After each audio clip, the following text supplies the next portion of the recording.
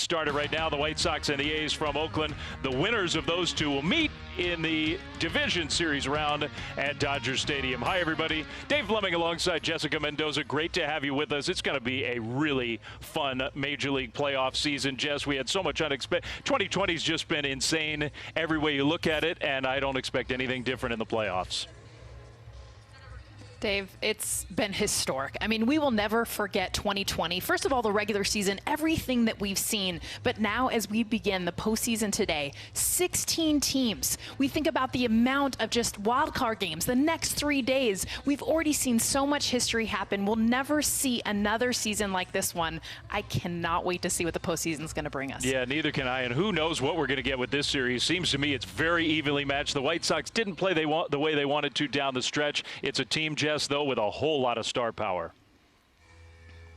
Oh, they got a ton of star power, and it's 1 through 9. But if you're going to pick one guy in the lineup, in fact, one guy in the entire American League, he's my vote for MVP. That's Jose Abreu. He led all of Major League Baseball with RBIs this year. He did the same thing, by the way, last year. He is top 5, the only American League player that's top 5 in pretty much every offensive category. You name them: home runs, OPS, slugging percentage, and oh, by the way, batting average as well. So he hits for average, he hits for power. He leads this team.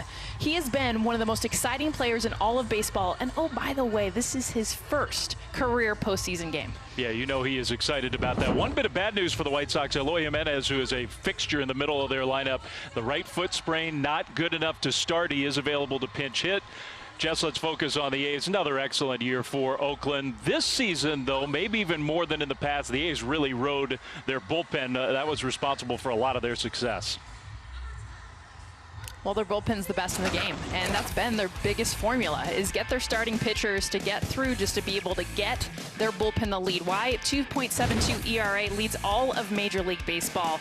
When you look at the arms that are in this bullpen, Liam Hendricks, by the way, their closer, he has only been a part of one loss the entire year. Every game that he's pitched in, they have won until this last Saturday. Jake Diekman only giving up 1 run. It's an exciting bullpen and one of the best in all of the game. Great starting pitching matchup, too, for Game 1. Lucas Giolito of the White Sox against young Jesus Luzardo of the A's. First pitch from Oakland when we come back. The Card Series is presented by Hankook Tire. Never halfway. Everything ready to go for Game 1. White Sox A's on a beautiful Northern California afternoon. The Oakland Coliseum is the site. First time these two teams, who were original members of the American League back in 1901, they've never played head-to-head in the playoffs. The White Sox, the road team for all 3 games if necessary. And let's take a look at the White Sox starting lineup. Tim Anderson gets it all going, Jess, one of the best hitters in the American League.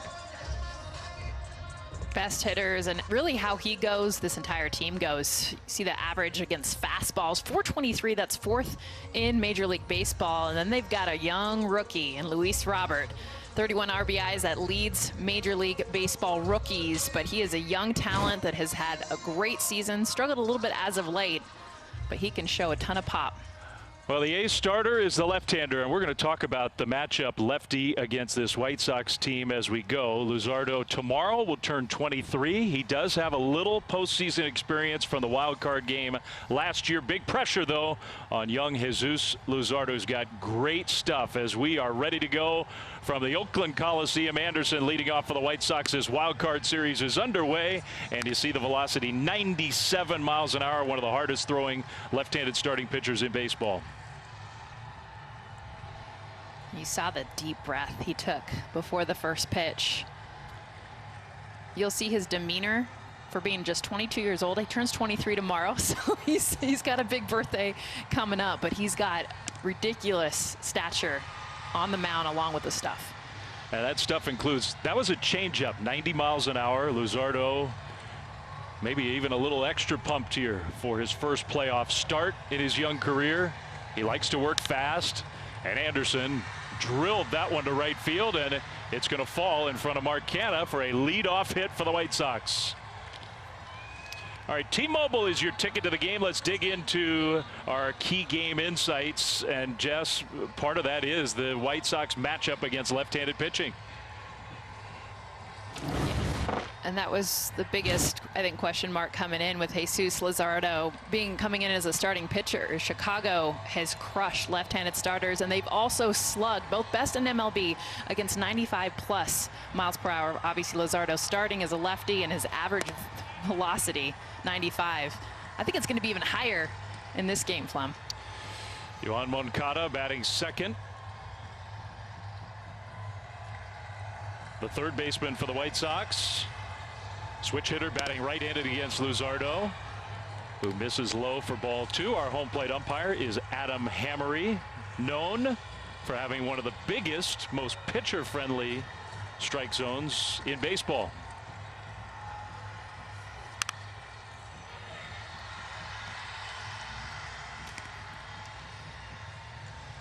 Good cut on 2-0 to Moncada, who struggled a little bit this year with health.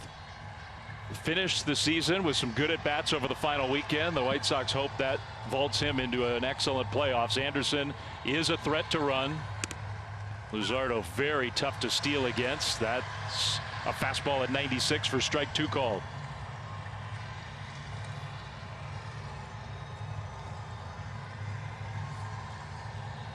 The winner of this game plays the winner of the Astros and the Twins in the division series. Moncada was able to check his swing. Count runs full.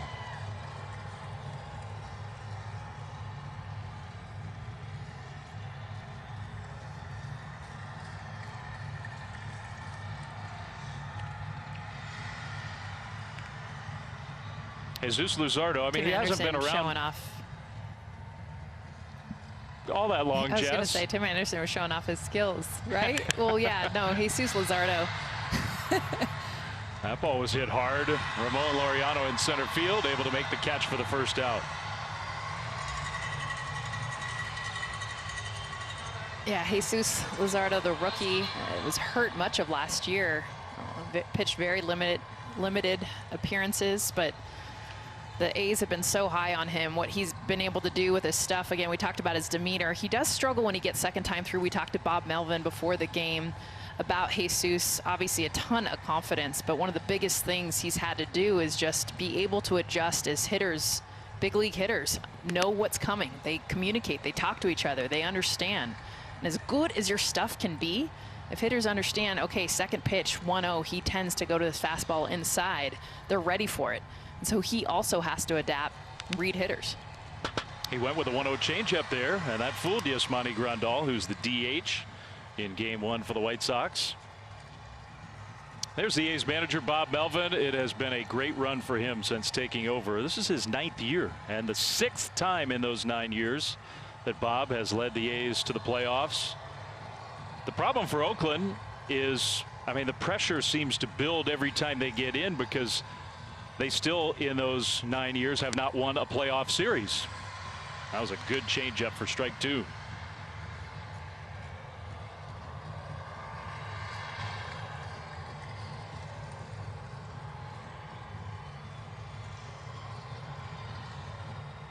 Third time this year winning the American League West, and a good take by Grandal. 2-2.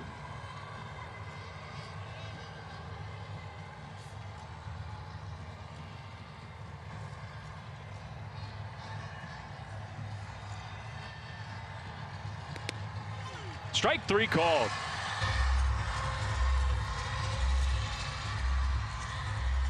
Beautiful breaking ball from Jesus Luzardo. And you've seen the fastball, you've seen the changeup, and we talked about predictability. He has not been predictable with what he's producing. High velocity and then breaking in this. Beautiful location. Grandal not ready for strike 3. So 2 down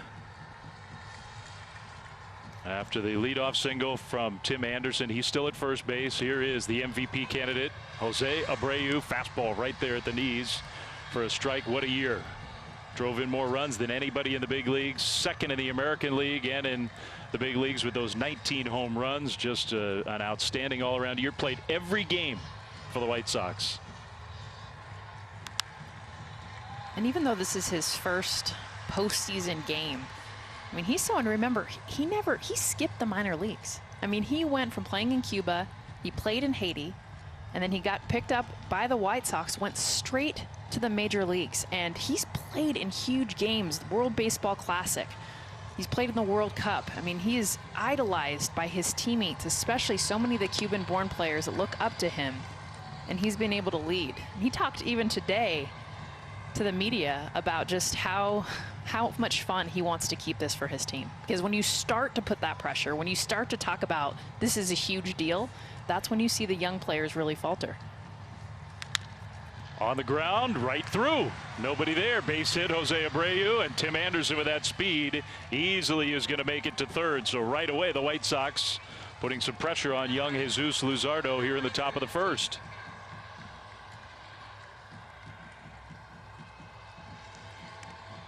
And this is why I like Jose Abreu so much. I mean, you see how big he is. You see how strong he can be, and he hits for average. Why? He recognizes the hole you see right there at second base and knows what he's got to do to continue. Tim Anderson, with his speed, there on first base. As soon as he sees this contact made, he knows he can get to third base easily. And this is where Abreu, to me, excels so much because he understands what he can do to help his team.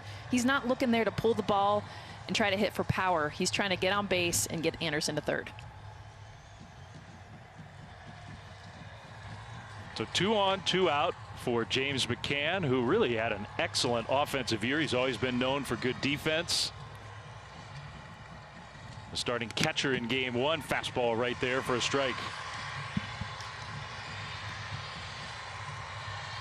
The White Sox lineup against lefties is relentless. I mean, they are so right-handed heavy, and they've got so much power top to bottom. It's not a real shock how great their numbers are against left-handed pitching. Luzardo jumps ahead in the count again. It's 0-2. And how well they do with fastballs in. I mean, that's what a lot of lefties like to do against righties. Fastball in, changeup away. And that's something that the White Sox have been able to handle throughout the entire season. High velocity. You try to get in their kitchen, they usually still got him swinging with the high fastball. That's right. So Luzardo works out of trouble. Now Giolito to the mound. No score, bottom of the first. Oh, what a... No score. White Sox threaten in the top of the first, but come up empty. Now the A's will bat in the bottom half of the first inning. The home team for all 3, if necessary, in this wild card series at the Coliseum. Let's take a look at the A's starting lineup, and that guy Tommy La Stella is going to hit leadoff for the A's. A midseason acquisition and one of the best in baseball. Yeah, and he has been .289 batting average in 27 games. You talk to anybody on the A's, and between La Stella and Lamb, how they've ignited this offense when they need it the most. Why? Because they've lost Matt Chapman. So Jake Lamb coming in, leading the A's with OPS since they picked him up on September 14th. Huge blow. Matt Chapman, one of the best overall players in the game, not with the A's, out for the rest of this year. Lucas Giolito, who's blossomed into one of the best pitchers in the American League, the ace of the White Sox, starting for the first time in his playoff career. Misses low, ball 1.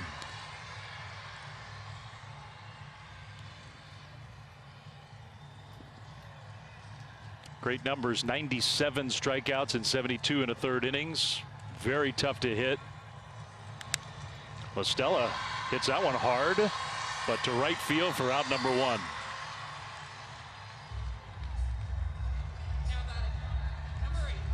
Yeah, Giolito, fastball, changeup, slider.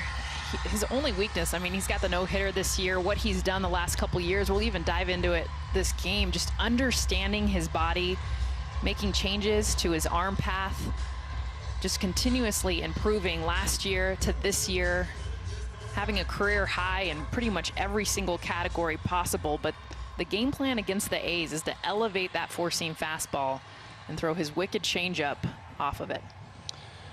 Switch hitter Robbie Grossman batting second for Oakland, takes the fastball high. Robbie Grossman had a good season, especially in the power numbers, hit for more power really than he ever had.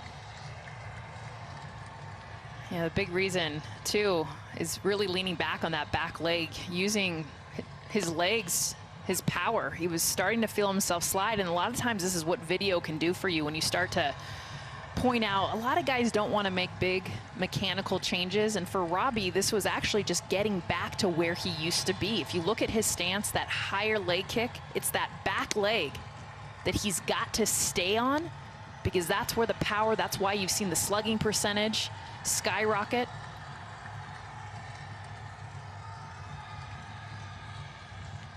Guy will take a lot of pitches. Took that one right on the inside corner, the slider from Giolito. So it's 1-2.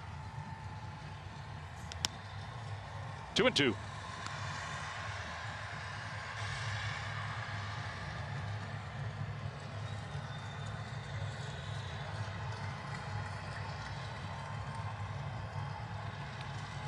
One out, nobody on. Just getting started from Oakland, California. Best of 3 wild card series.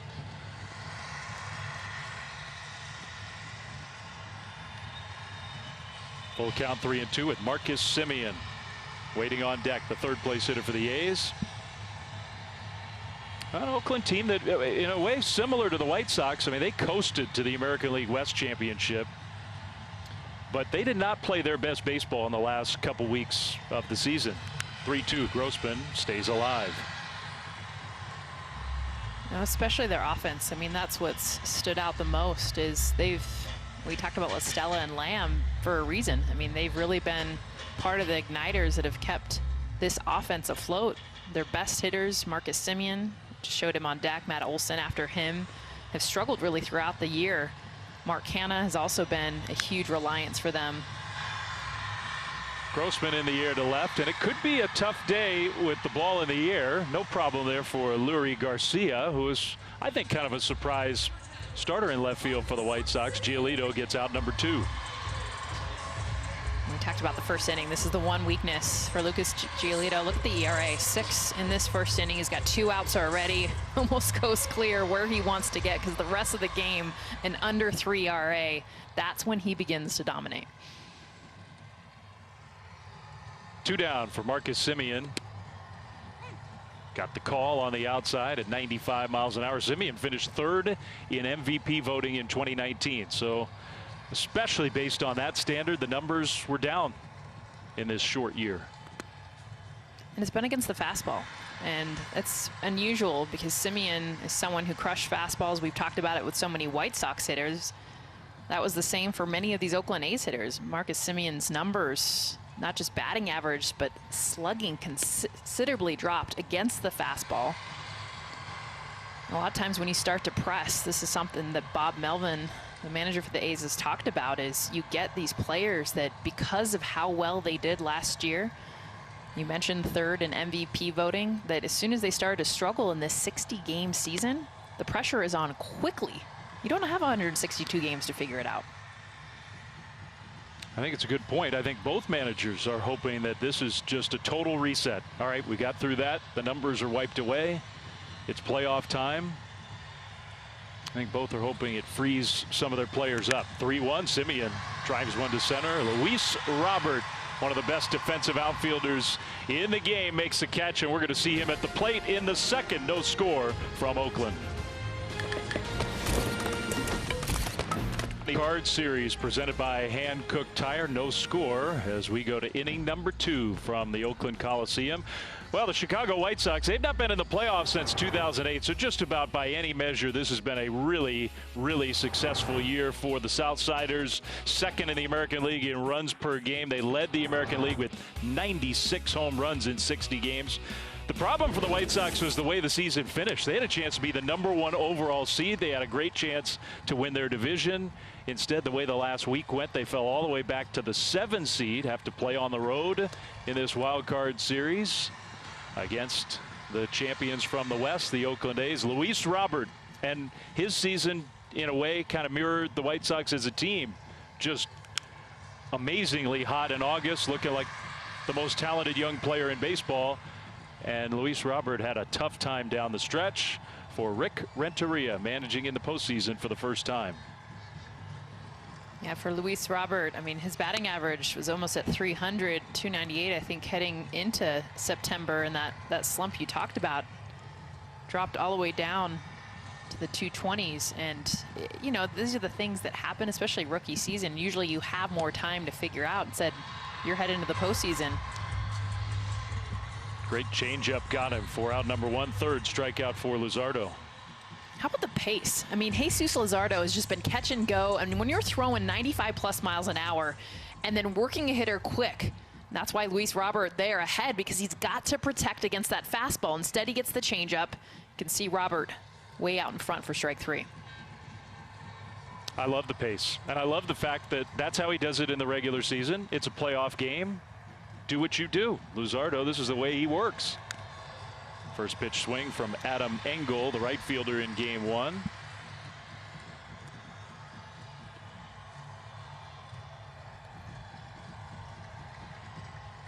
And Adam Engel's a guy who has always been known more for his defense than his offense, but had a breakout offensive year.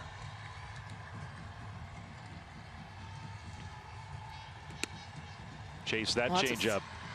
Crazy about this lineup, Clem, is you get, you know, even to 8, 7, 8, 9 within this lineup. In fact, Nick Madrigal, who's the 9 hitter, one of the best 2-strike hitters in all of the game, and that's your 9 hole.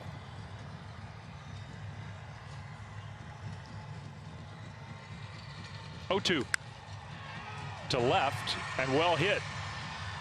At the wall, it is gone. To your point, the 7th place hitter, Adam Engel, goes deep and puts the White Sox on the board.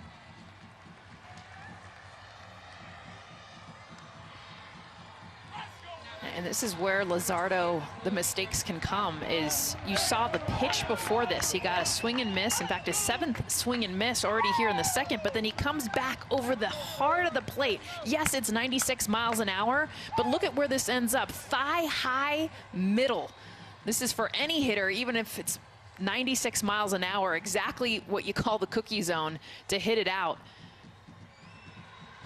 And for Luzardo, being able to hit his spots in and away is going to be the key, because when he leaves it middle, especially against this White Sox team, they can hit velocity, so you got to place it right.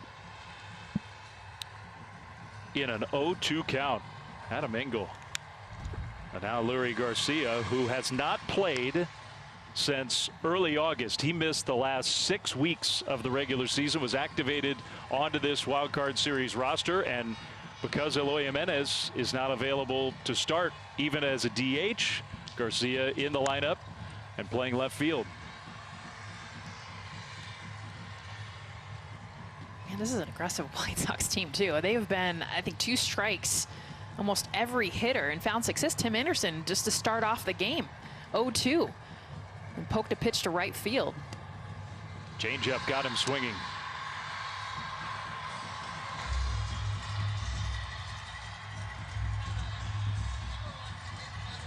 So not just the spin of this pitch, but look at the location. I mean, right where you want to locate what looks like a slider to the back ankle of Garcia. Yeah, I think you're right. That was the breaking ball, and it was a good one. So 2 down, and here is that 9th place hitter you were just talking about, Nick Madrigal, who is not big in stature. This was his rookie year, but the kid can hit. Out of Oregon State.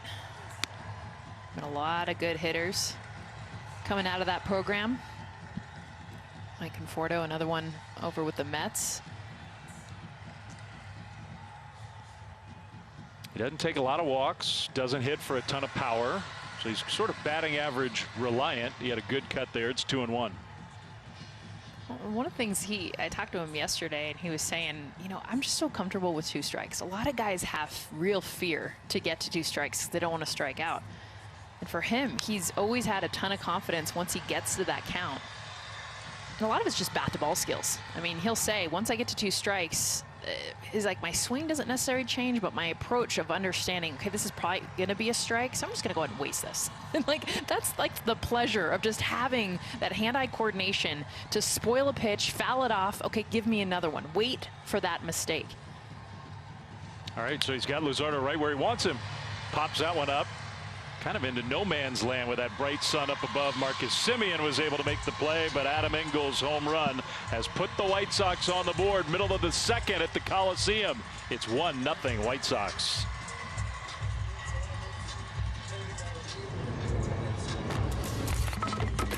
A good year for the Oakland A's, who have become one of the most consistently successful franchises in all of Major League Baseball. The A's, who won the American League West, they hadn't actually done that in a while, but it's their third straight postseason appearance. The Astros have sort of hogged the spotlight in the West until this year. The bullpen led the way, the best bullpen ERA. Liam Hendricks, maybe the best closer in the game right now, was the leader of that Oakland bullpen. The downside for the A's, no Matt Chapman, one of the superstars of the game, and he is out for the rest of the year, has had surgery on his hip. There's Bob Melvin. And his slugging first baseman, Matt Olson, stands in against Lucas Giolito. It's 1-0 White Sox in the bottom of the second. What a weird year for Matt Olson. 14 home runs. He almost had as many home runs as he had singles. He hit 195. Yeah, he's someone that wants to erase the regular season, start over for the postseason. There's a few hitters in this lineup that feel that way, and a lot of the pressure that they've put on themselves. The biggest thing with Matt Olson, especially now when average isn't so much the concern, if you look at the numbers of how teams win, see the shift on Olson, it really is, do you have guys in the lineup that can hit the ball over the fence? And Matt Olson is one of them.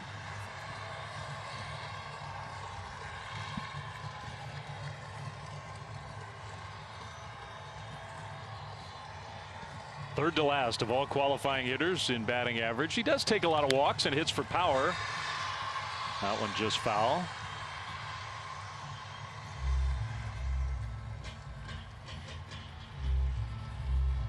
I think the biggest surprise with Matt Olson, and you'll see it, not that Giolito leaves a lot over the middle, but against fastballs over the plate.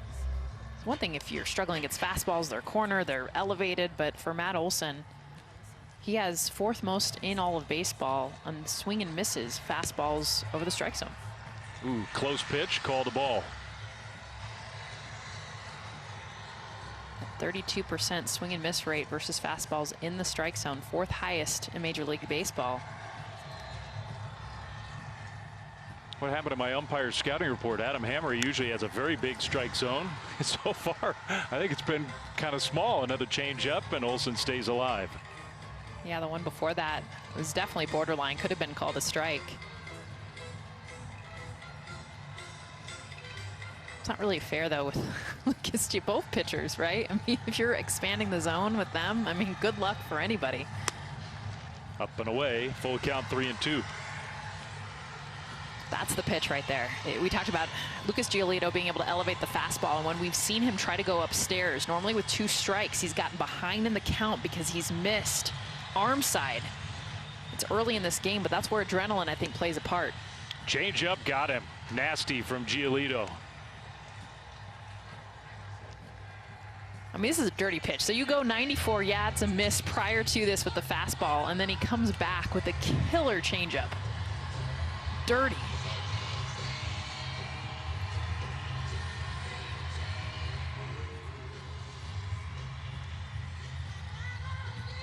So here's Mark Canha, another A's player who is hard to judge when you just look at the batting average.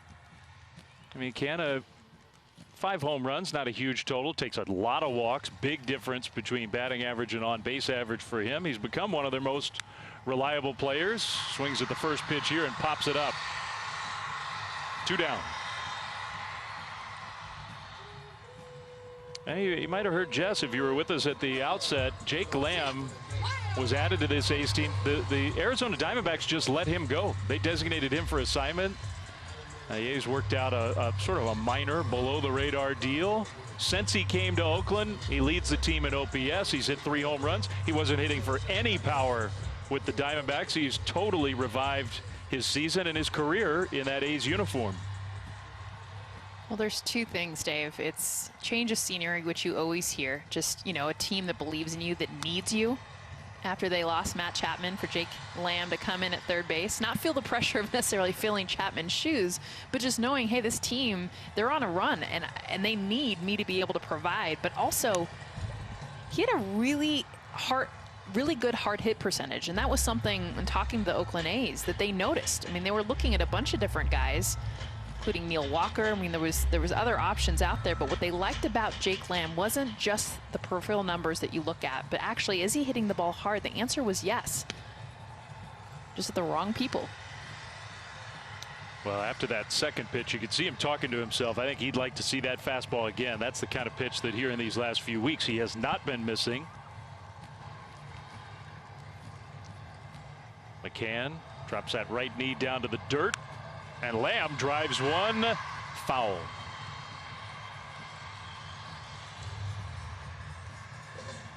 Yeah, his hips got excited on that one. He saw out of the hand and just kind of released that front side. Tried to slow the bat down. But he knew it as soon as he hit it, it was going to be cranked way foul. There is some wind whipping around, which is not unusual for the Coliseum. Hit that one on the ground right into the defense with the shift on. They throw out Lamb. The A's go quietly in the second. On to the third we go. Game one. It's these folks, they don't have. Dave Fleming, Jessica Mendoza back at the Coliseum in Oakland. 1-0 White Sox as we go to the third. Bob Melvin joins us for a moment. I don't know if you can hear us, Bob, or not. Jesus Luzardo, your impressions on him. I don't think Bob can hear us. Bob, you can't hear us, huh? Well, too bad. We appreciate the opportunity. Bob was willing to chat with us, but he just could not hear us. So on we go to the third inning, where his young 22-year-old left-hander for one more day back on the mound, with the top of the order coming up for the White Sox. Tim Anderson, who led off the game with a single. I mean, Jesus Luzardo, he's getting ahead of the count. He's throwing strikes. He looks like his normal self. The home run by Adam Engel, the difference in this game. Anderson on the ground and right on through. Tim Anderson's 2 for 2.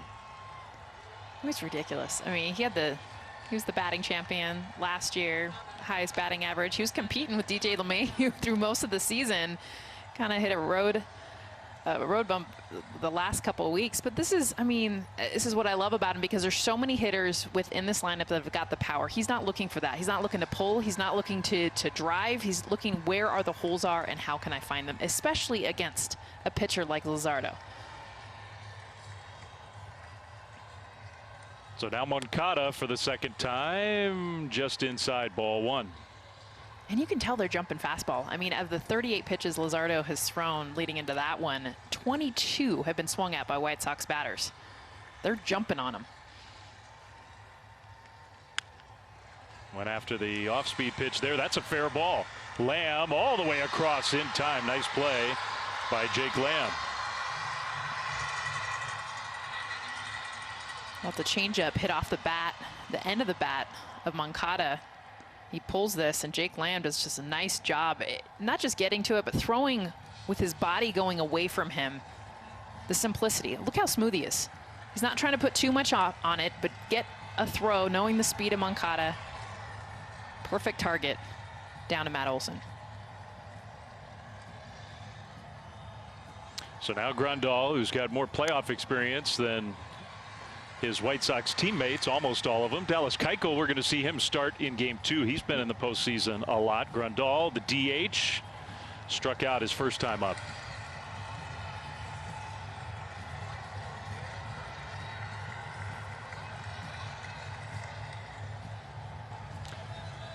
Well, it is that setup, Jess, where Tim Anderson, with a left-handed pitcher on the mound, a right-handed hitter in the batter's box. To me, it's the #1 scenario if you were going to think about trying to steal third.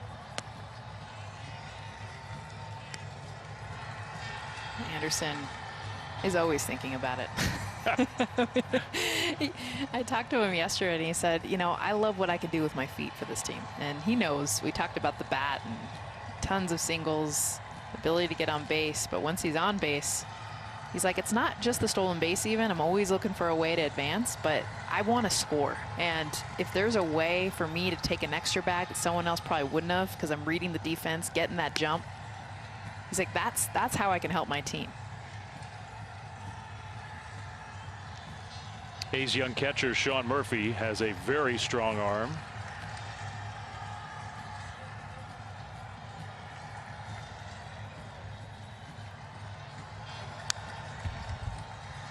Grandal went down to try to get that fastball. It's 2-2.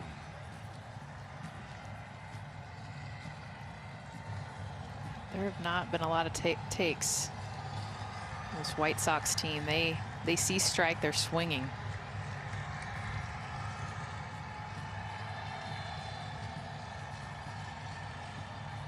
Two.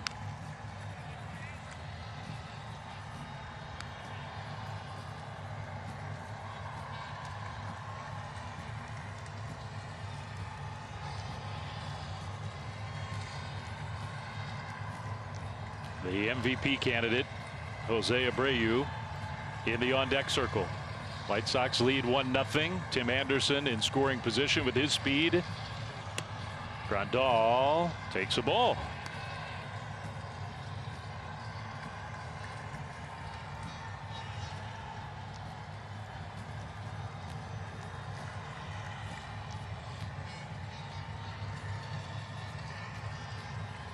Three-two. On the ground, and a diving stop by Lamb. Gets up and throws him out. Nice play. 2 down. Let's check in with Kevin in studio. Kevin.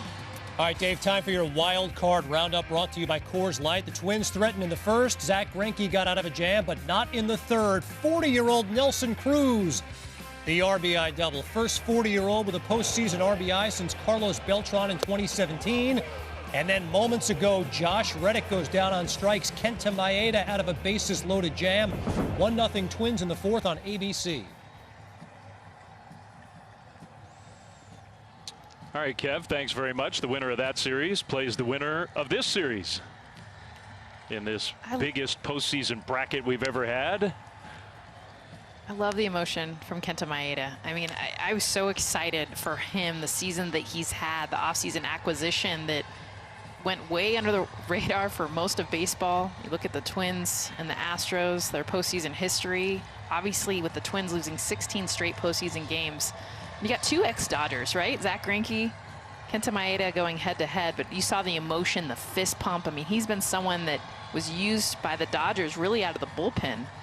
Didn't play a huge role like he's been playing as the ace of the Twins staff.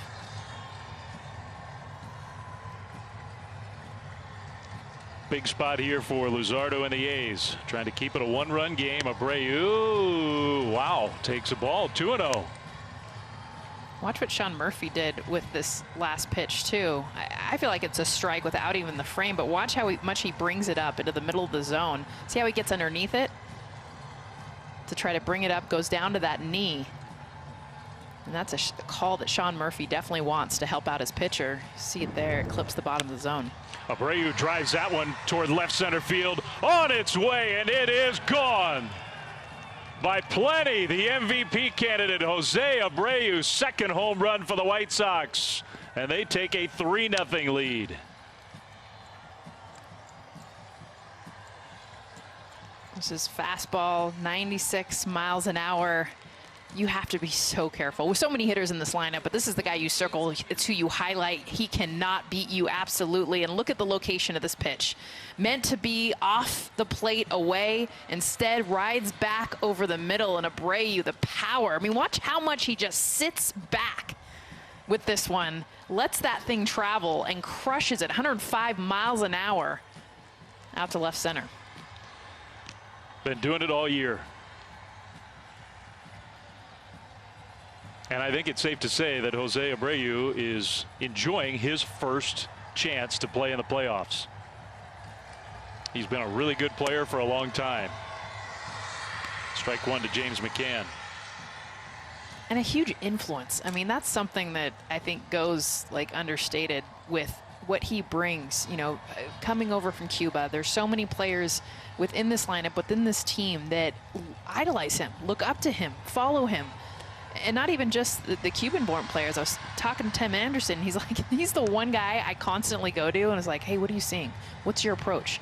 Because he studies film. He watches. He understands the pitchers that they're going to face. And everyone just kind of go to him to like, okay, what's the scouting report? Even though they have their hitters meetings, they listen to Abreu. I'm sure everyone's probably going to go after him even after that home run. What did you see? Strike 3 called on a high fastball, but more damage done with the long ball, which is not a surprise. The White Sox led the American League in home runs as a team. This guy had 19 of them. Now he's got a playoff home run.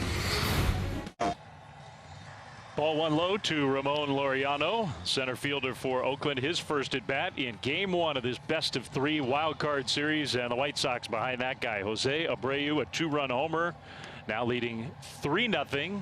With their ace on the mound. That's ball 2.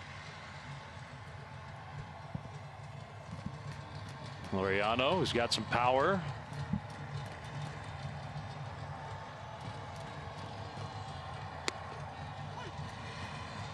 Well, Adam Hammer, it's not been a big strike zone like I predicted, like it normally is for him. He has given some of those high strikes. That's good news for Giolito. That's where he's trying to attack these A's hitters, the top of the strike zone with the fastball.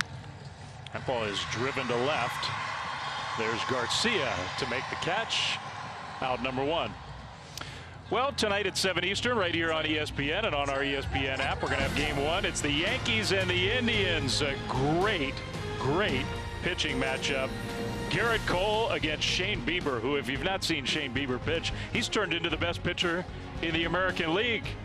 Favorite to win the Cy Young, I would say overwhelming favorite to win the Cy Young against that tough Yankees lineup. Game 1 from Cleveland tonight, 7 Eastern. The 2 highest strikeout percentages of all time. Garrett Cole last year, Shane Bieber this year. You look at their records, the ERAs, their whips. I mean, everything that Cole's done. I'm excited about it because I think everyone pretty much knows who Garrett Cole is, what he's earned, you know, signing with the Yankees this year. But a lot of people have not heard Shane Bieber's name if you're outside of baseball. And the postseason was when a lot of people tune in. So for this game, I'm excited they get to see how good Shane Bieber really is.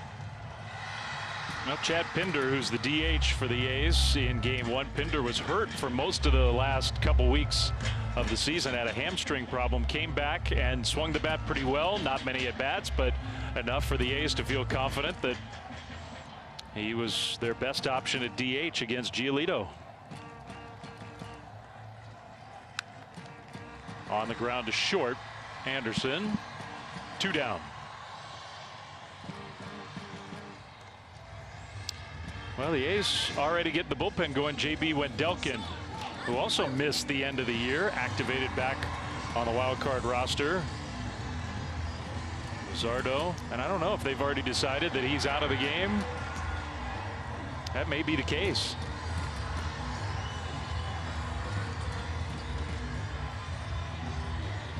Bob Melvin's got a deep bullpen. He's got statistically the best bullpen in the big leagues. He and Scott Emerson, the pitching coach, having a chat in the dugout, so we'll see. Here's Murphy taking a fastball for strike 1. What a good year Sean Murphy had. He has turned into one of the best young catchers in baseball. Rookie catcher, but you wouldn't guess it by how the pitchers he works with respond to him. Not only pitch framing and all the things, the categories you think about, but the leadership. In fact, Chris Bassett was talking yesterday. Sean Murphy calling timeout and coming out to him, like, why are you shaking me off? This is like one of the first few games. And Bassett saying, you know what, he's someone that just has a lot of confidence in his knowledge, his research, his preparation. And for him to be able to approach me, and not in a way that was like confrontational, but just more of like, hey, trust me, I got you. And he said from then on out, it's his game. I just hand it over. So the confidence that the staff has in him, and then what he can bring even as a hitter at the plate. This very young, exciting young player. Got off to a slow start, and the bat came to life down the stretch. Kind of a half swing, emergency swing, but did the job, stays alive.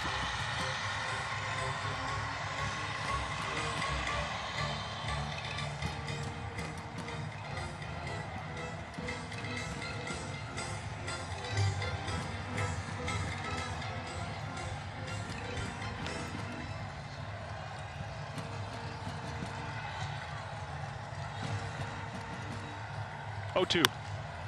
Against that high fastball to right field. Engel's got it lined up, and Lucas Giolito is rolling along. He has retired all 9 hitters. He and the White Sox lead 3-0. It's the 2020 Wild Card Series presented by Hankook Tire. From the Oakland Coliseum, the Chicago White Sox, the 7th seed in the American League playoff bracket, on the road for all of these Wild Card Series games. But they lead 3-0. Luzardo still in the game. Luis Robert to shallow left, and a nice play by Robbie Grossman coming in. 1 pitch, 1 out here in the 4th inning. The home run ball, Jess, has been the difference in this game so far. Yeah, they've come on high velocity fastballs, which Jesus Luzardo will bring 96 miles an hour to Adam Engel back in the 2nd inning for the solo shot. And then it was Jose Abreu, the 2-run shot, another high velocity fastball that he just hammered over the middle of the plate. That's been the story for the White Sox. They hit home runs off 95+ mile/hour fastballs versus left-handed pitchers. Both of those, they're 14-0 coming into this series against lefties. And even if it's lefty or righty, they've been hitting high velocity fastballs all season long. Ball 1 to Adam Engel. Hit the first of those 2 home runs. I mean, the numbers are overwhelming. Undefeated against left-handed starters, 7+ runs per game in those games.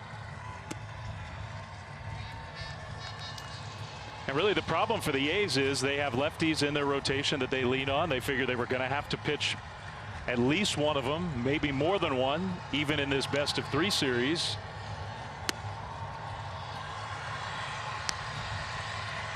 Well, and the stuff is there, Flem, and that's why the confidence, Bob Melvin and the A's of deciding to start him game 1. I mean, he's had, that was the 12th swing and miss of this early game. I mean, he's got the strikeouts, the ability to miss barrels, but he also can miss over the plate and make mistakes. Engel hit another ball hard, and that one is off the wall.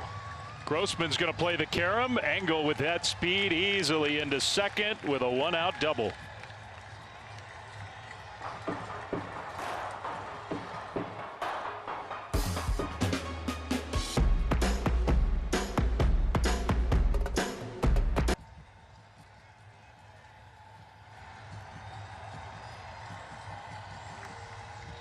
Well, we sort of figured it was a real short leash for Luzardo now after those home runs, and he's out of the game. Pitching change. We'll be back right after this. That's allowed. Got 1 out in the 4th inning. He's out of the game. JB Wendelken takes over. And Lurie Garcia will bat left-handed against Wendelken, with the White Sox threatening for more. Leading 3-0, top of the 4th. And the first pitch from Wendelken is in there for a strike. Got fastball, slider, appearing in his 22nd game this season. Occasional changeup, curveball. See the numbers, 1.80 ERA. It's what you're going to see for so many of these arms out of the bullpen for the A's. It's their biggest strength.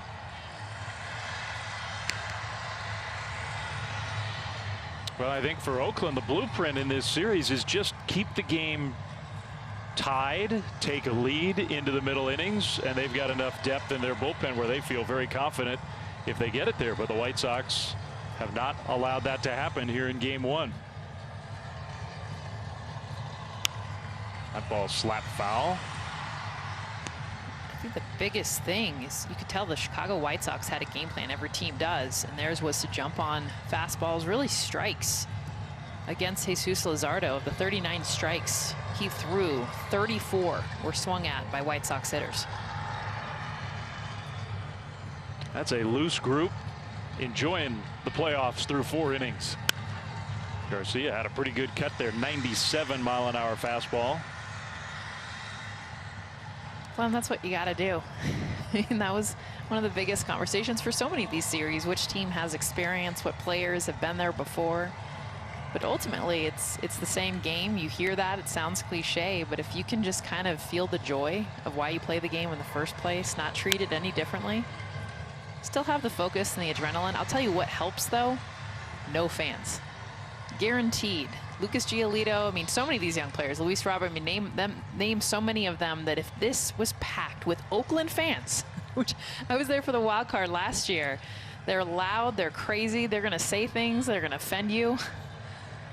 It's a whole different ball of wax for a lot of these rookies and younger players that don't have to have fans for this postseason. Another 0-2. That's right there for strike 3 called. So 2 down.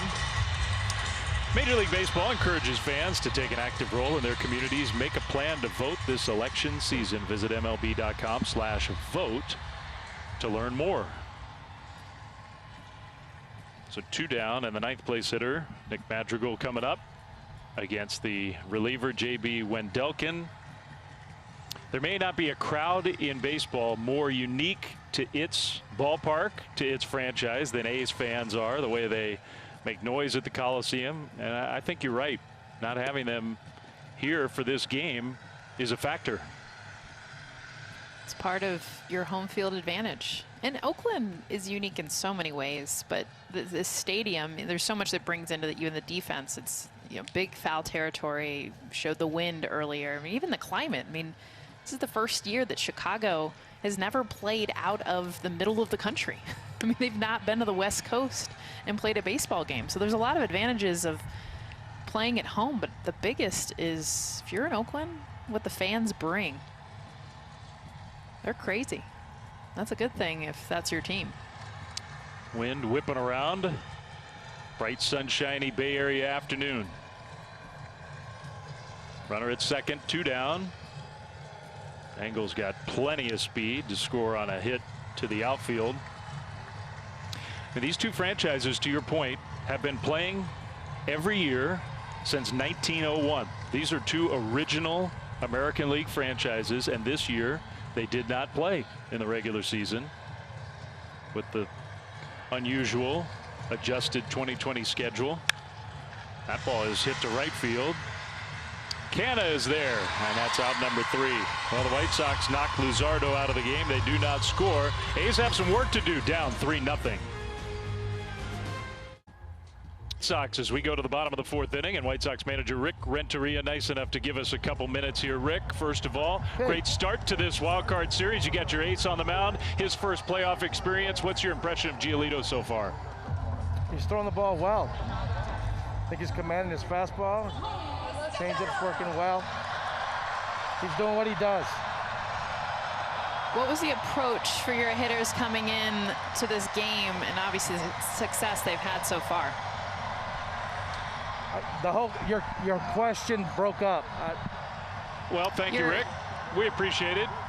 Good luck the rest of the way. Thanks for being with us. 3-0 is White Sox out in front as the A's come up in the bottom of the 4th with the top of the order. Second time through now against Lucas Giolito, who Rick Renteria said throwing the way he normally does. Looks like his normal self with the playoff pressure. First playoff experience for Giolito. Strike 1 to Tommy La Stella.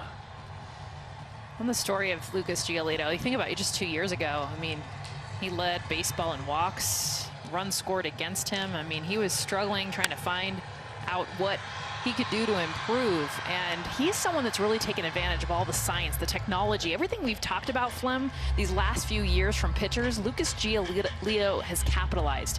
And one of the biggest things has been his arm path. And this is something so difficult if you think about it. How long Lucas Giolito has been throwing a baseball. And to go and change his delivery, to do something extremely significant is what he did heading into the 2019 season, because he found he needed to be more efficient and he needed to get on time. When he struggled, his body, lower half and upper half, was unable to get on time. You look at the numbers, 16 to 18, his record, the ERA, everything, the opposing OPS. Robert and makes the catch. How much that has changed. But this is what the thing he points to. Changing his arm path to be more efficient, to be more in time, adds velocity, adds RPMs. Look on the left where he was back in 2018 to now. Again, paying attention to how far back he was getting within his delivery, which is very traditional. You see a lot of pitchers do that. And then he shortened his arm path, shortened his ability when he left the ball from his glove to be able to get more on time. And what it did, is added RPMs to that fastball. It allowed him to be able to repeat the delivery over and over again. And the numbers tell you itself, but it also says a lot about Lucas Giolito, what he was able to do. It might be worth looking at that again. I mean, it is a dramatic difference. You don't have to be a pitching coach to notice the difference. Just look at his hand as he comes out of the glove. And you think about like how long, for so long, he did it one way. And if you've ever played any sport, even if it wasn't past high school, how long it would be to change that delivery. Giolito talked about how difficult it was, but he knew the end game was going to benefit him. So take a look again. You see how long he was on the left with his arm, how short on the right. It's everything that he needed to get him in sync. 2-2 to Grossman. The mechanics, the way of throwing the ball that got him to be a first-round pick, that got him high on the list of best pitching prospects in baseball, had him as the centerpiece of a major trade, got into the big leagues at what age, 21, 22? Changed it dramatically, and it worked. Changeup got Grossman. We talked about Shane Bieber earlier. He's another pitcher that's done the same thing. You're seeing more pitchers do this. You see that short arm path, the efficiency he's able to have.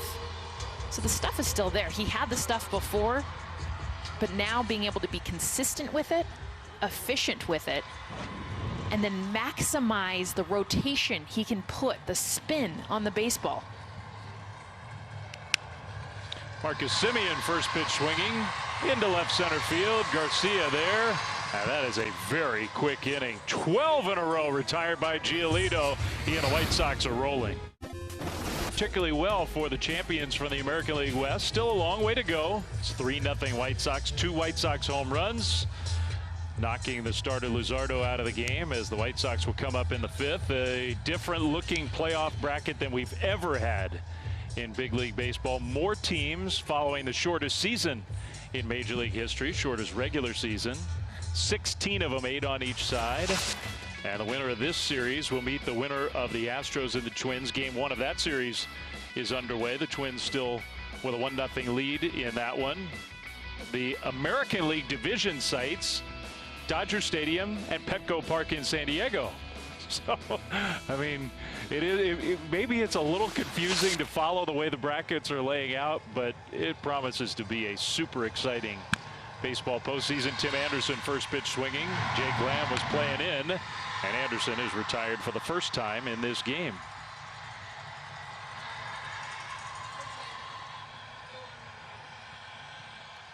You know, I'm excited to see that Indians-Yankees matchup. I know we talked about it a little bit earlier, but, you know, the Cleveland Indians are a team that's gotten hot, especially with their offense. I mean, Jose Ramirez is another player that I feel like I say this every year. Like, he never, you know, gets the attention that he deserves because Francisco Lindor is also on that team, but he has been lights out carrying that team offensively. And then, oh, by the way, Shane Bieber, Carlos Carrasco, Zach Plesac are your first 3 pitchers, and I think anytime someone is going up against the Goliath of the New York Yankees, all the attention they've brought coming into this year, being the most talked about team with the Dodgers, I think that's going to be a great series, and it's going to be tough for the Yankees to get through.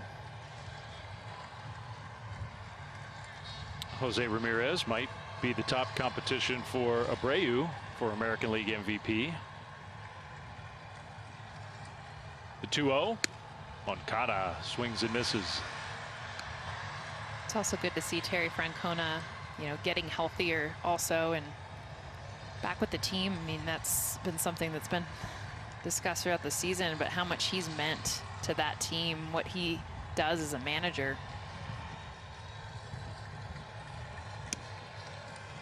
3-1.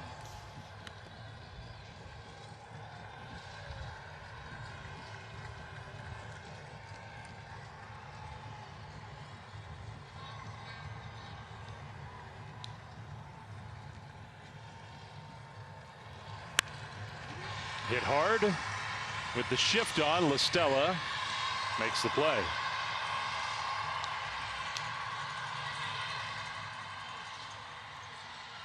Want to stay up to date?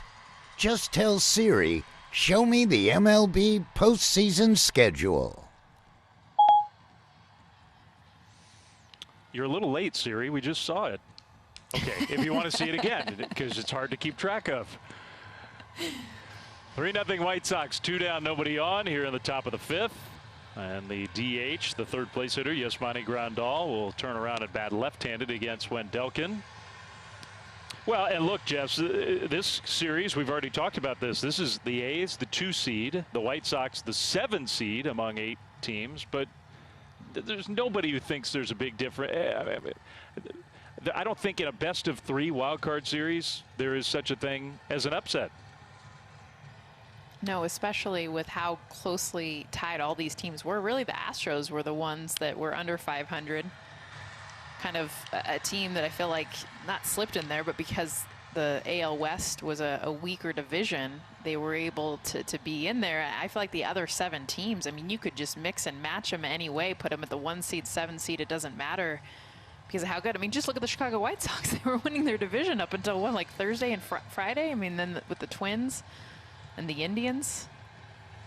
It could have been the 1 seed, and they ended up as the 7 seed based on just a few days of results. I mean, maybe in the National League, the Brewers over the Dodgers, even in a short series, would be an upset to me. Anything else beyond that? I mean, it's baseball, 3-game series.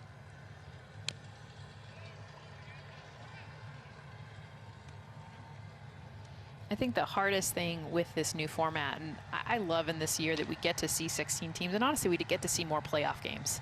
So we just want more baseball. We got gypped of it, you know, for so many months this year. The hardest thing is if a 1 seed, like you just mentioned, if the Dodgers go down to the Brewers in the wild card series after the season that they've had, that's a tougher pill to swallow. It sure would be for them. Strikeout swinging. Wendelken's done good work since coming in. That guy's done great work back to the mound after this. 4 innings. The game plan was attack these A's hitters up in the zone with his fastball. Not so much for the swing and miss, for the weak contact. He did it to Canna, Pinder, and Murphy. Not a ton of strikeouts, but the game plan for these A's hitters has been successful with that fastball up in the zone and throwing his breaking pitches and his changeup off of that. And using the breaking pitch to steal a strike against Matt Olson. The A's are still looking for their first base runner of the game. They're only down 3. Olson, though, is behind at the count 0-2.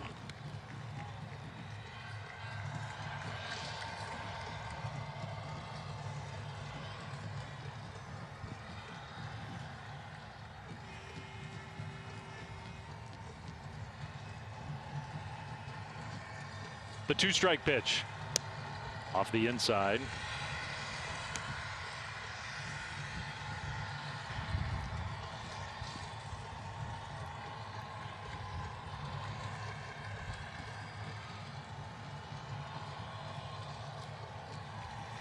Olson strikes out swinging. So there's a swing and miss against the high fastball.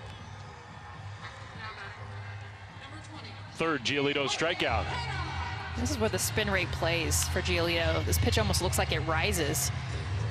The amount of spin that he puts on it, already starting at the top of the strike zone, ending up a ball. Really tough for a lot of these hitters to lay off of. Because if that pitch doesn't have that same spin, if it's even just an average fastball spin rate, it'll actually drop down into the zone a lot more, and these hitters can crush it. But it stays more level. Again, almost looks like it rises. A lot of these batters underneath that 4-seamer up in the zone. Good fastball to Mark Canna for strike 1.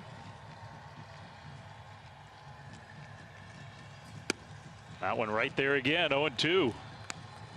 Man, does he look comfortable. Not the guy in the batter's box. Not many A's hitters look very comfortable right now. That guy. It looks like he's playing catch. I mean, some pitchers have that max effort, just look like they're going to come at you with their entire body, and Lucas Giolito has a smoothness to him. Just playing catch with my catcher. To center field, Robert Goes into a little slide. No problem for Luis Robert. Let's get a check-in studio with Kevin. Yeah, led 1-0 Twins. Framber Valdez on in relief of Zach Greinke in the fifth. Alex Bregman, almost a carbon copy of a play he made to save a run in the first. Gets Nelson Cruz, who has the lone run in this game, an RBI double. 1-0 Twins on ESPN, ABC.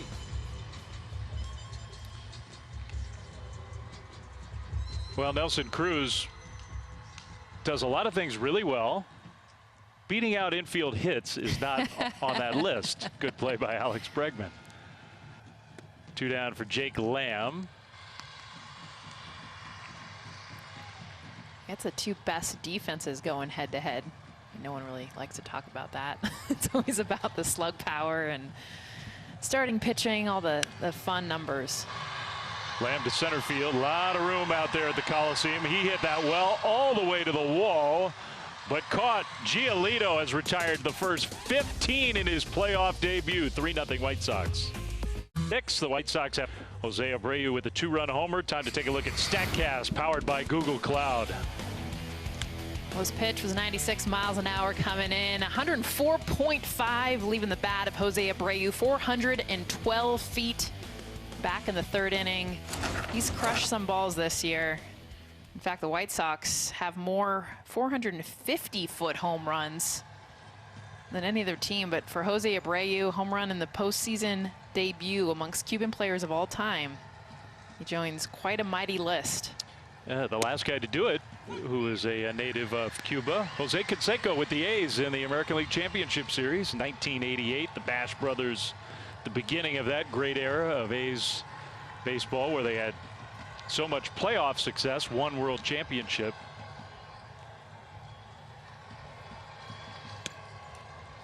He talked today about, he was asked, okay, what's it like to play in your first postseason game? What's going to be going through your mind? And he said, I'm going to think about my mom and how proud she's going to be watching me in a postseason game, watching me. And there's so much of that, right? Because no one's in the stand, so everyone's watching back home. But he had such a glow to him, right? And it made me happy. Obviously, I'm a mom too, but like just to, you don't forget that these are, they're still kids at heart. They still want to make their parents proud. They want to make their mom smile.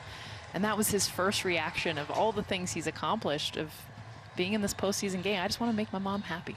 To me, it was an insight into his personality. That is not an answer we hear from big league ball players all that often when you ask him a question like that. No, it tells you a lot about his personality and honestly how family oriented he is. How he's not afraid to be, hey, I'm still a kid, I'm still a son. Daisy Correa, his mother, watching back home. Proud mama. 2-2. Jose shoots one hop right to Matt Olson, who's one of the best defensive first basemen in the game. That was a nice play for out number 1. We've seen a lot of good plays from this A's defense. Jake Lamb over on the left side. Matt Olson getting in on the game on the right side.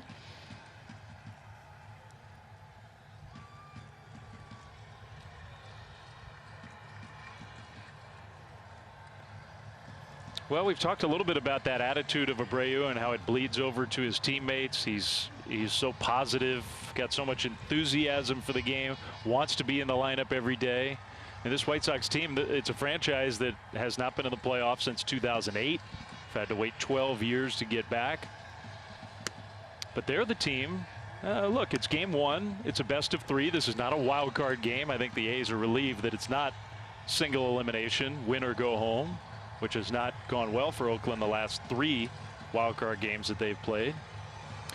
And a lot of these A's players are different. There's been turnover in Oakland with all their success, but there is, I think, a little bit of a burden being carried by this Oakland franchise, where they've had so many chances. They haven't won even a playoff game since 2013, all the times that they've been in there. And I mean, it's almost like you can get a sense, a feel that the A's, the burden of expectation is there with this team. Marcus Semien I think is one of those players that carries that burden in a good way. I mean, he puts the pressure on himself. He tries to carry the team on his back. And this is a team that's won 95+ games 3 years in a row and having the success, winning the division this year. They are good enough to be able to get deep in the postseason. They've shown it. But I think getting over that hump of getting the national attention too, because they don't play in a market that, you know, people are talking about them all season long. They should. But it's the postseason where you really get the respect, where you get that attention. They've definitely earned it, but they haven't gotten it because they have been able to get deep into October. And Bob Melvin, I mean, you feel for him in a way. I mean, they've lost 6 straight series. The last time they won a series, we include the wild card games as a series. Back in 2006, 5 straight playoff game losses overall. They've lost 9 consecutive winner-take-all games. And look, it's a credit to them. James McCann had a good cut there, that they're in the playoffs as much as they are. No team has been a more regular participant lately other than the Dodgers than the A's. They're giving themselves chances. They're just waiting to break through.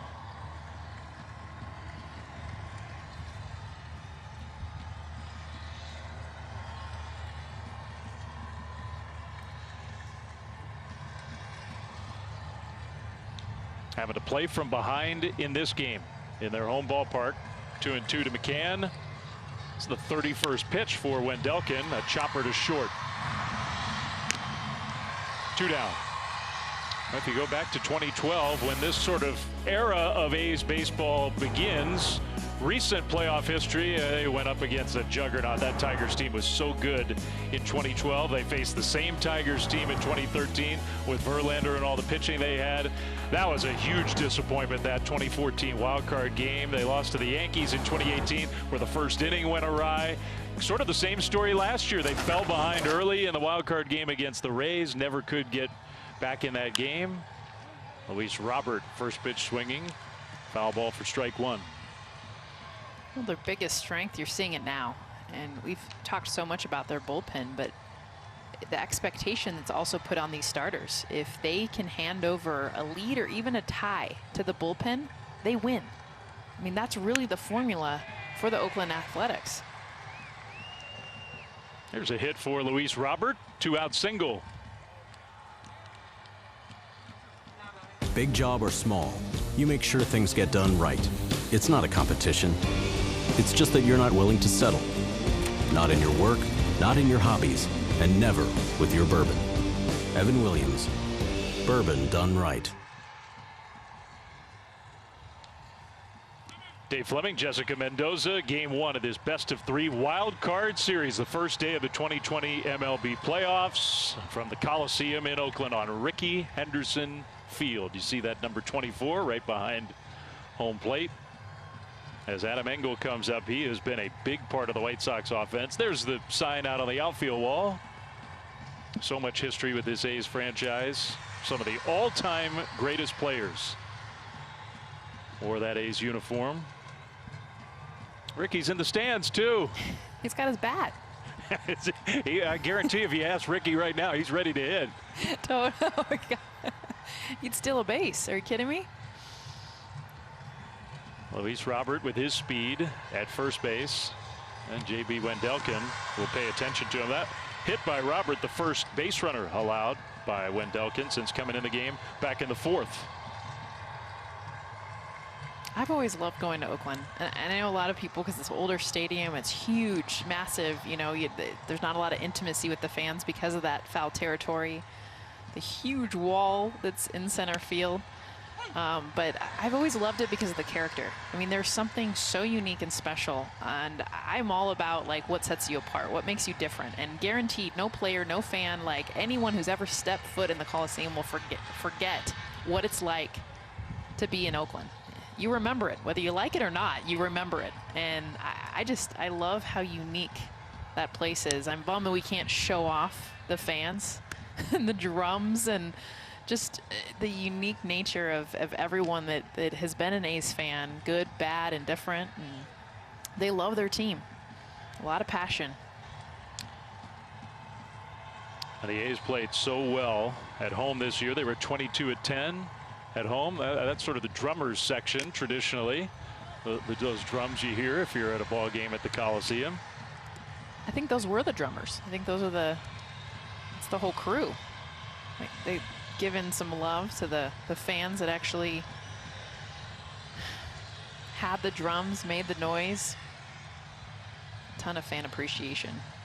Well, it's easy to make the jokes about the sewer pipes bursting and whatnot, and it is an old facility, and the A's have been very open about trying to replace it. I mean, the A's are in the middle of a campaign to try to get a new ballpark built, but there is no mistaking when you're there inside the Coliseum. The sound, the field, the light, the wind. That makes it cool to me. I've always loved it. I went to school in the Bay Area, and I would go to Oakland games, and for as much credit as San Francisco gets, beautiful stadium, the exact opposite. I always love going to Oakland games because it's unique, it is different, it's something that you'll never forget. There's Tom Hanks. I mean, come on, the hot dog vendor. Wasn't that one of his first jobs, right? Yeah, he was a huge A's fan. Tom grew up in Northern California, and one of his first jobs was as a vendor. Hot dogs, peanuts, soda sometimes. When Delkin blows one by Adam Engel for strike 3. So a hit, but a runner stranded. Giolito back to the mound. 3-0 White Sox. We're back in Oakland. It's the 2020 Wild Card Series presented by Hankook Tire, and that guy, Lucas Giolito, has been spectacular. Not necessarily with the swing and miss strikeout stuff. He's got 3 strikeouts through 5 innings. How many base runners has he allowed? That would be none in his first playoff start. The ace of the White Sox is pitching like it against Laureano, Pinder, and Murphy, the bottom third of the order for the A's. And only 60 pitches. I mean, he's been efficient, and he's just been great. 2-0. 25 of his last 32 pitches, strikes, been super efficient. Been able to get ahead of hitters behind here against Laureano.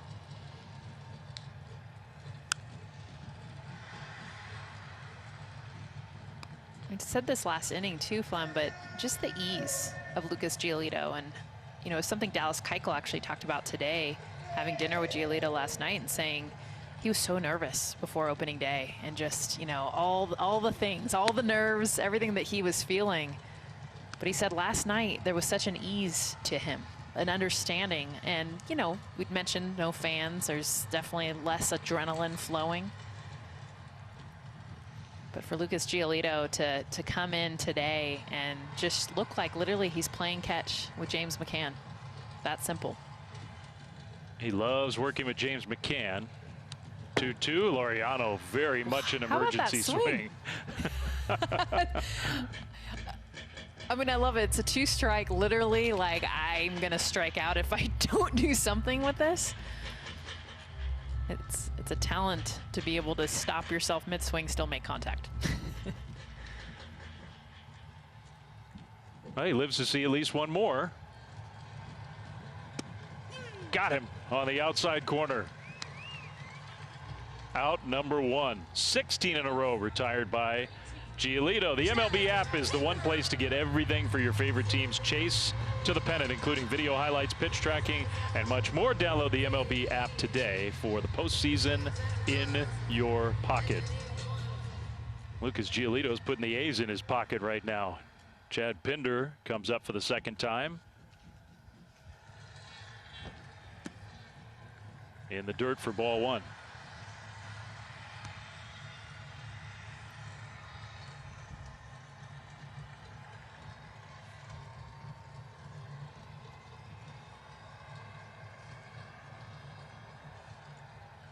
I think it was a great point that Keuchel brought up about his comfort level leading into this start, because he has the experience. He pitched on opening day and it did not go well. That was his worst start of the year. But the adrenaline of that start, he experienced that. Then, of course, in August, the memorable game against the Pirates where he pitched a no-hitter and experienced the adrenaline and the pressure of a no-hit game and made it all the way through. I mean, even just those 2 games, you figure, were a big part of the preparation for this first playoff experience for him. Absolutely, and the feel that he has, and understanding, we talked about it with his body, but what he can do The sixth swing and miss of this game right there as he strikes out Chad Pinder. Just a beautiful job of setting up the slider too. It was a fastball up and in before this. Goes low and away with the slider perfectly located. And you could tell he's actually starting to relax more. And the reason I say that is early on in this game, his fastball was missing a lot arm side. And he's been able to locate that to set up his breaking ball and his changeup. Those three pitches, the four seam, we showed elevated in the zone, the changeup to both lefties and righties, and then that slider for the K. Sean Murphy takes a strike. He's getting better as the game goes on. That first time Yeah. through the lineup, there was some hard contact against him. Yeah, Tommy La Stella had a really good at-bats. Crushed a ball to right field. A's still looking for their first base runner. I mean, Sean Murphy, just like Chad Pinder before, he missed that pitch by a foot. It shows you what the slider looks like before it begins to break. And that's when you are relaxed, you get more of the spin that you want that allows for the movement. Take a look at Yusmeiro Petit up in the bullpen for the A's. 0-2. Struck him out swinging. Lucas Giolito strikes out the side. He has been perfect with a capital P through 6 innings. White Sox lead. 7 Eastern. You got the Yankees Indians on ESPN, plus NBA Finals games 1 and 2. Heat Lakers come up Wednesday and Friday, 9 Eastern, 6 Pacific on ABC. What a week for ESPN on your ESPN app. And a story developing here in Oakland, that's for sure. 3-0 White Sox. The White Sox the 7 seed, the A's the 2 seed, but that guy is stealing the show right now. Lucas Giolito has retired all 18 hitters that he's faced as his White Sox hit here in the top of the 7th against the new pitcher Yusmeiro Petit, 3rd of the game, and a strike on the inside to Lurie Garcia. Good numbers for Yusmeiro Petit. Can be a long man, can be a spot starter, can be a short reliever. He can do just about anything. Changeup fouled off. It's still 0-2. Well, J.B. Wendelken did a good job. Has kept the A's for all the dominance of Giolito for the 2 home runs that the White Sox have hit. It's only a 3-run game. J.B. Wendelken has kept the A's in it. Garcia on the ground, fair ball to first. Out number 1. Let's get another check-in in studio with Kevin.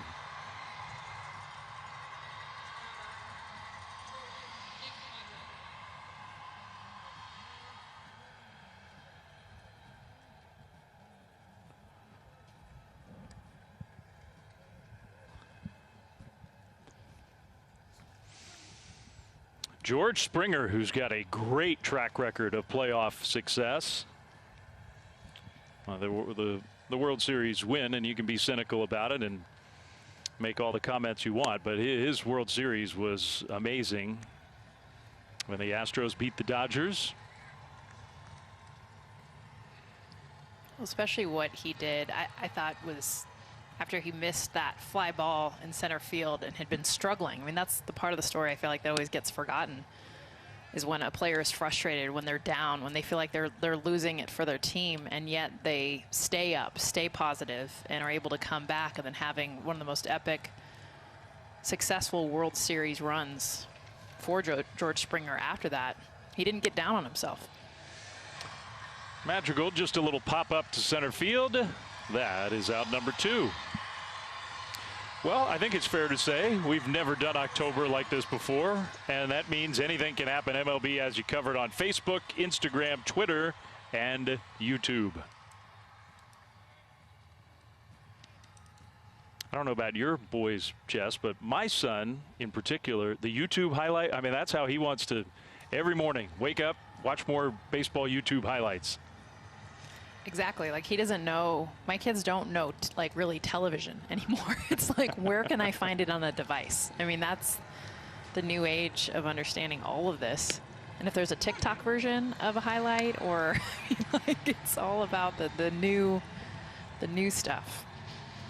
Put on SportsCenter in the morning, watch the highlights that way, and then follow up and supplement with the YouTube highlights. Tim Anderson takes a strike against Yusmeiro Petit. 2 down, nobody on. Anderson, who went 2 for 2 against the A's starter, Jesus Luzardo, and really, we gave you all the numbers at the start. The White Sox success against left-handed pitching, it held true to form today. The White Sox hit Luzardo hard. Got him out of the game in the 4th. The bullpen's been excellent. Anderson drills that one down the left field line. That is one hop up against the wall. A 2-out double for Tim Anderson. He's 3 for 4 in his first playoff game.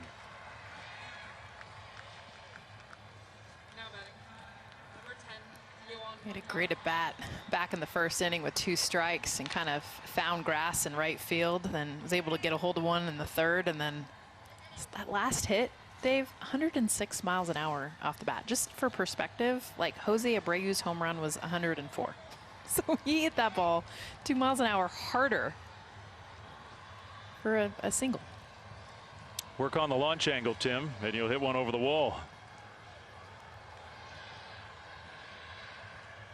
That's not Tim's jam.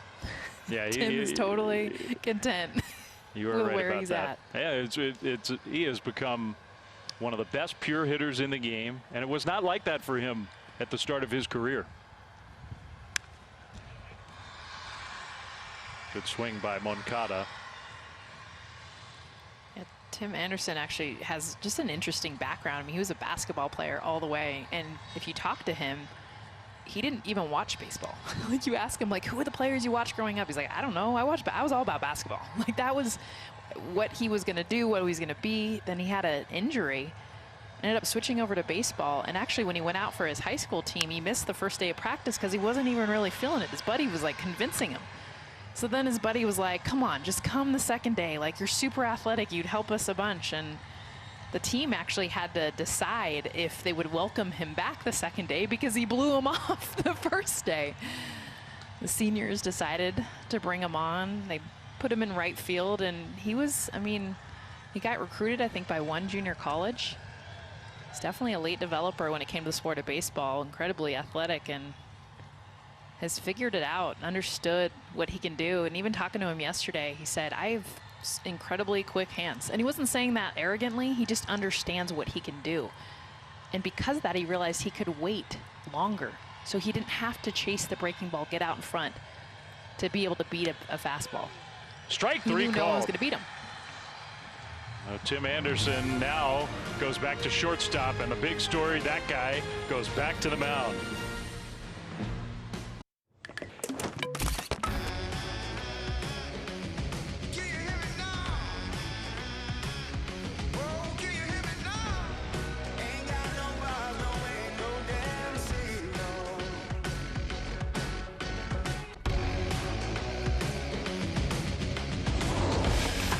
All right, it's time for our game track brought to you by Geico. And the game track is mostly about that guy. 2 home runs for the White Sox in the early innings to take a 3-0 lead. And Lucas Giolito has been perfect through 6 innings. Not one base runner for the A's as the top of their order comes up for the 3rd time through here in the 7th against a very focused young man. Tommy La Stella takes a ball outside. It's been nice to see the pitch mix and how it evolves. Now we're going 3rd time through the lineup. Tommy La Stella at the top. The fastball, slider, and changeup. Saw 2 changeups in a row there from Lucas Giolito. And it's about the setup. I mean, we saw a lot more fastballs, less swing and miss. There were only 2 swing and miss through the first 9 hitters. There's been 7 swing and misses the last 9 hitters. Good fastball right in on the hands. 2-1.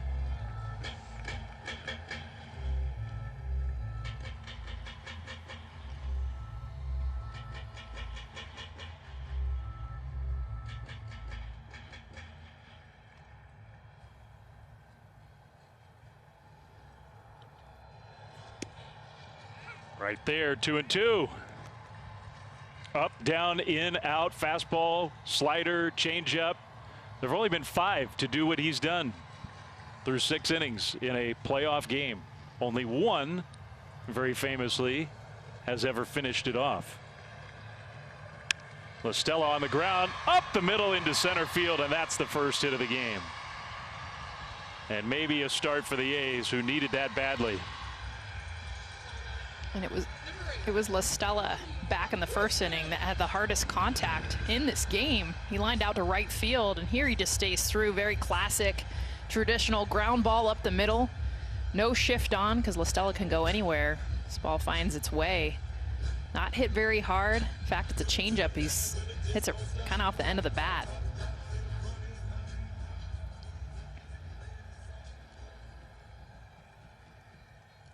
Giolito almost got a glove on it. So now, for the first time with a runner on, and his first pitch is a 95-mile-an-hour fastball for a strike. And I'm sure White Sox fans, they can yell at us through their televisions about how we jinxed Lucas Giolito, but still in total control of this game. Right there, strike two. Well, it doesn't take away how efficient he's been. Getting 2 strikes very quickly. The ease that he's thrown, the fastball, the combination with his changeup, his slider off of it. Going a little bit more off speed the last couple innings. Went a lot more fastball early on. Setting that target up, and he really went right to the target. Good take by Robbie Grossman. Well, all it took was one base runner. I mean, it is a playoff game, so I can understand the aggression, but the White Sox are going to get their bullpen going.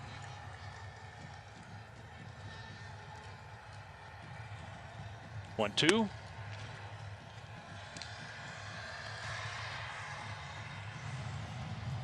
Aaron Bummer, the left-hander, Evan Marshall, the right-hander, both starting to get loose. And I don't blame that guy. As good as Giolito's been, in a postseason game, you have to be ready. You can't be late. 2-2. Change up and a good take. Yeah, I think it's interesting when you look at managers and what they're going to be doing. I mean, we've got a lot of rookie managers in the postseason for the first time this year. Not the case at all for our game, but just how, when you utilize the bullpen, how quick these games can get out of hand and your season can end. But in a wild card series, just being able to understand, you know, who to go to and get Lucas Giolito, who's dominating. But let's not forget, we've given Oakland and the credit to their bullpen, but the White Sox bullpen is healthy. They've gotten a lot of guys back that were hurt and added the weapon of Garrett Crochet. He throws 100 miles an hour on average as a weapon in their bullpen also.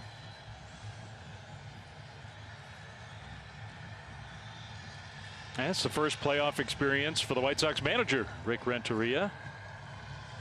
3-2, Grossman having a good battle here. He strikes out swinging, 94 right on the outside. 7 strikeouts for Giolito. Fastball dotted. I mean, this is just perfect. And remember, he brushed him off the plate with a fastball up and in, and then he dots this away. See that late run away from the bat of Robbie Grossman? He's got to try to stay with this fastball. Instead, it runs away. He almost looks like, where did it go? How did I miss that? That ball stays true, stays straight. He hits it in the left field for a double. Now you get Simeon to swing through the first pitch. Strike one. Slider.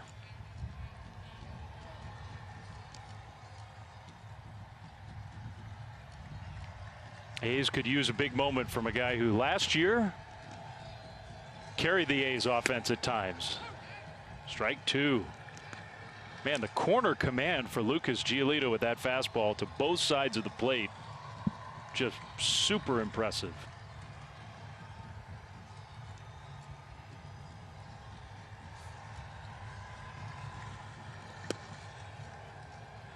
His stuff has been better now in the last few innings than it was the first few innings.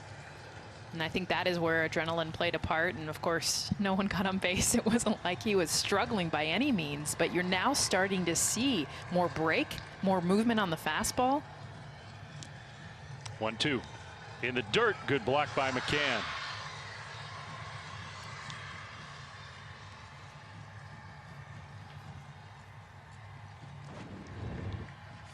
This ball's completely spiked. McCann does an awesome job.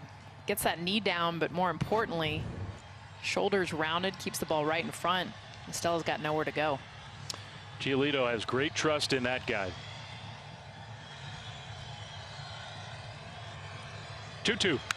Simeon down the left field line, but he hooked it. Hit it hard, but foul. This is a mistake, a rare mistake from Lucas Giolito. It's a changeup, but it's left way up in the zone. Simeon knows it. That's why he doesn't even leave the batter's box. He's like, throw me another one. That thing was above the belt. 2-2. Little bit low with the fastball. Second straight A's hitters work the count full. And if Simeon could reach base, the A's home run leader, and a guy who's got big time power, is waiting on deck, and he would come up as the possible tying run. And Rick Renteria might have a decision to make. 3-2. Simeon again, foul. Didn't hit that one quite as well.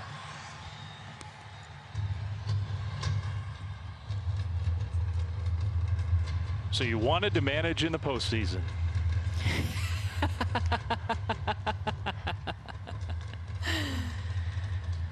I mean, it's not an easy decision. Giolito's given up one hit, a ground ball single, the only base runner he's allowed. He might be a pitch away from coming out of the game. 3-2. Struck him out swinging. He's trying to make the decision a little easier.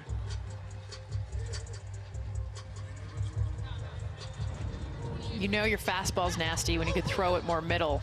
94. I mean, that's Marcus Simeon's looking at like that's exactly where he wants that fastball, but that late spin, 94 miles an hour, that's how he gets the swing and miss. Two down. And Giolito stays in, deservedly so, to face Matt Olson. 3-0 White Sox, 7th inning.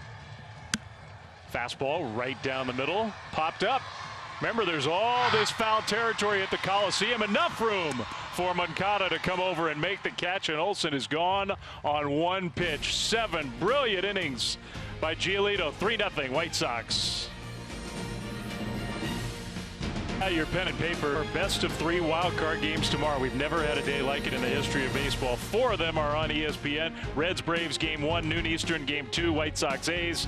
Then the Yankees and the Indians game 2, and we cap it all off with the Brewers and the Dodgers getting their wild card series going at 10 Eastern, 7 Pacific. Each game will stream live on the ESPN app. Literally never been a day like it will be tomorrow in the history of the big leagues. Joakim Soria out of the A's bullpen, veteran right-hander for the top of the 8th. The White Sox lead 3-0. Lucas Giolito could be done for the day.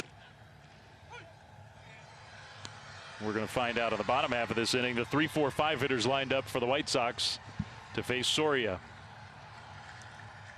23rd appearance, that 2.82 ERA. You mentioned veteran. He's got the different arm angles. He'll throw a fastball, slider, changeup, an occasional breaking ball, and the curveball. Been around a long time.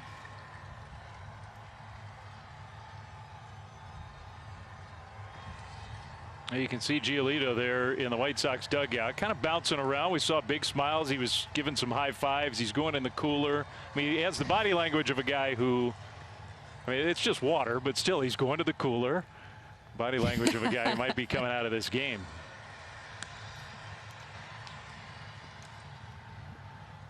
The playoffs, I mean, Joakim Soria has had a distinguished major league career. The playoffs, it's only 6 2/3 innings, but have not always been kind to him.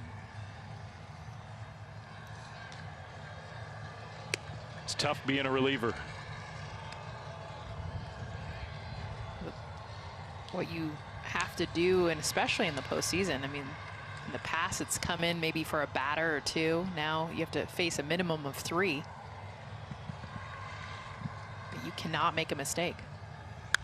Grandal drives one to deep right field. That's the 3rd White Sox home run of the game. And it's 4-0.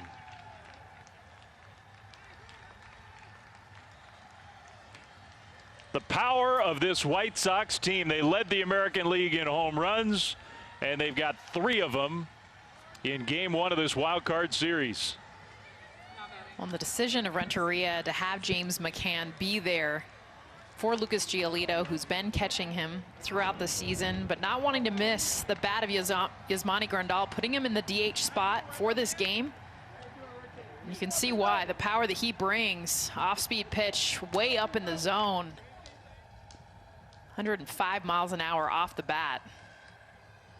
I feel like I've been saying that all game long from this White Sox team. That's the 13th hit that's 95 miles an hour or more. They might be the exit velocity kings of baseball, the White Sox. Jose Abreu, who has one of those 3 home runs, is 2 for 3 in his playoff debut, takes ball 1. Well, and it really just comes down to, you know, who can barrel the ball up. And you look at the White Sox, all 4 runs scored via 3 home runs. They led the American League with those 96 home runs. But to me, it's not just throwing out words like exit velocity. It's talking about the miles an hour, because it tells you the story of not just home runs, but if you're hitting the ball hard, Flem, like, you're going to find ways to get on base. Tim Anderson, we showed this game. He's got 3 singles today. He's not getting maybe a lot of attention because he doesn't have a home run, but all of his singles have been hit hard. They find a way, especially, I mean, 95 miles an hour or more. The percentage, you look at batting average on those pitches, and you're pretty much getting on base 70% of the time. Hit the ball hard. I mean, it is. It's the formula. It's easier said than done, but if you can do that, you're going to be a good player, a good hitter, a good offensive team. Well, it used to be, I mean, just make contact, right? Which, I mean, against Giolito, certain pitches, that is the advice. But it's not just about making contact. You got to make contact hard in the big leagues.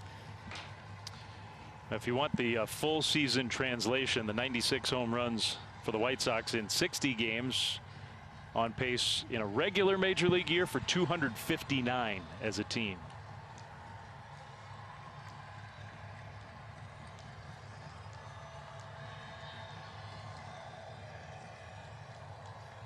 Power from their young guys, power from their veterans like Jose Abreu.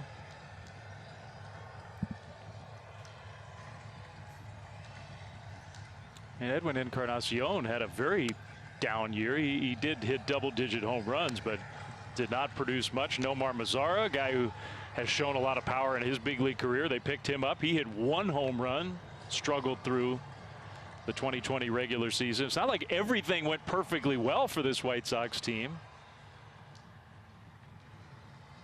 And it's a testament. Go ahead, Jess. I was going to say what you talked about in the open, even Eloy Jimenez not being without him. Other teams, I mean, that would be a significant piece. And it is I'm not saying it's not, but how well they can still do without him. Yeah, they tested Jimenez before the game. He sprained his foot final weekend of the regular season and sat out the last few games, and they tested him on the field today and just not good enough to give it a go. They did tell us available if they needed him as a pinch hitter. But what we saw on the field, it did not look great. Just a little bit high. Abreu's having a good at bat. Well, and knowing he's so young, I mean, for any player, but to push it, you know, I think it's one thing if your offense just relies on him entirely or even partially, but this team shown in this game between Grandal, I mean, Adam Engel, who doesn't play every game, you know, is switched off and platooned. Abreu hit that one pretty well. All the way to the wall. Mark Canha for out number 2. Give us the fall frenzy. It's a postseason we've never seen before. Anything can happen. Give us the Wild Card Series. Continues tonight on ESPN. Well, I said out number 2. That was the first out, of course, here in the top of the 8th inning after the home run by Grandal. James McCann will come up for the 4th time.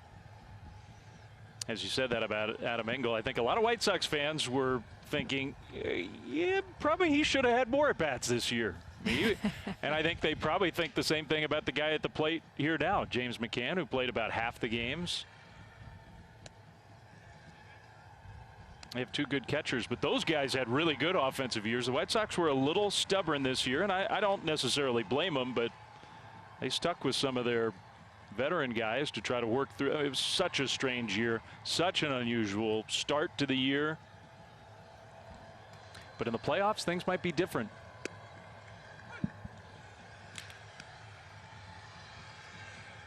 Well, even how quiet this offense was, how much a lot of these bats were struggling, and there was a lot of talk, you know, both sides, you know, kind of limping in offensively into this postseason, and everyone was saying, hey, it's a clean slate, you start over, and White Sox really showing it's true. I mean, just knowing that you're able to kind of erase, that's your regular season, put a period on it, and now we're all at 0.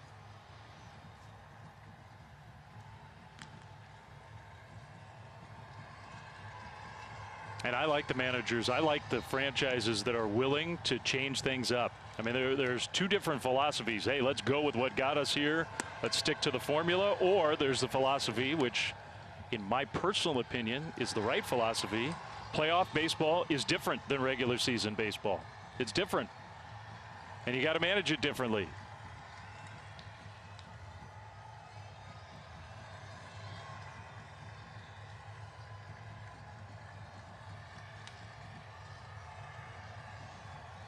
A lot easier to manage a playoff game when your team's up 4-0.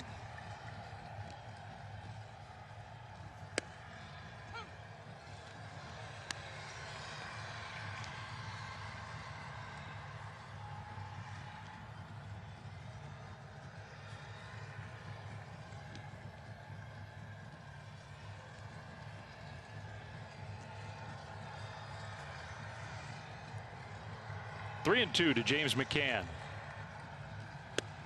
Got him swinging.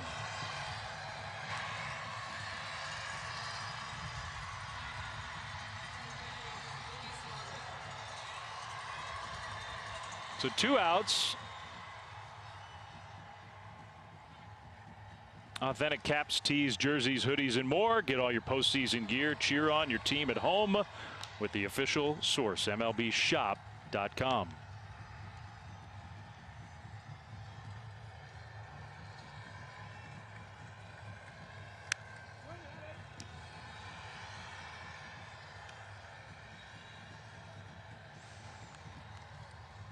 Luis Robert, who had a hit his last time up. What a big story it would be for the White Sox if they could get him back. A guy who was maybe the most exciting player in the American League through the month of August.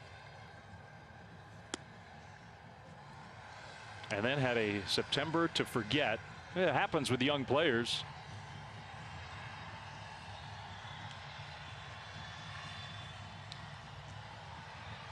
Just unbelievable natural talent, this guy. He can do it all. 0-2. Kind of a hanger. You see the smile there on Luis Robert's face. That's what he's seen so much of really the last month of the season. You see it for a lot of rookies, right? They see fastballs primarily early on, kind of challenged. He stepped up to that challenge, and then it was a plethora of breaking balls for him. Percentages jumped by about 20%.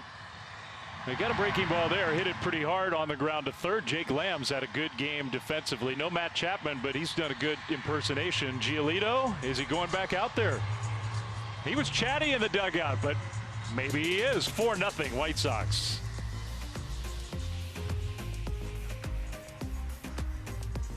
Cook never halfway. There's been nothing halfway about Lucas Giolito's performance here today in Oakland. He has just been awesome. Time for a look at his StatCast performance, Jess. What's his repertoire been? His changeup, his fastball, his slider. Take a look at the 8 strikeouts that he's gotten today. The fastball location up in the zone, the slider. Really running a lot of glove side and the changeup.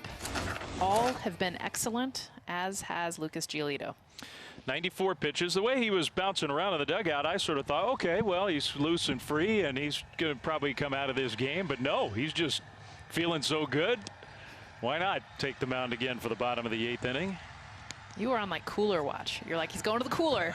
You know what that means? I thought that was the tell. No, that's you on like a Friday night. Once Flem goes to the cooler, he's done. That is my tell for sure. Mark Canha leading off. The A's still have 6 outs of life offensively.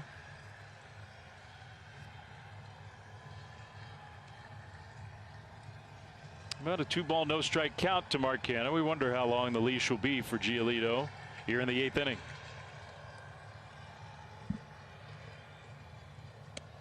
Way outside, not close.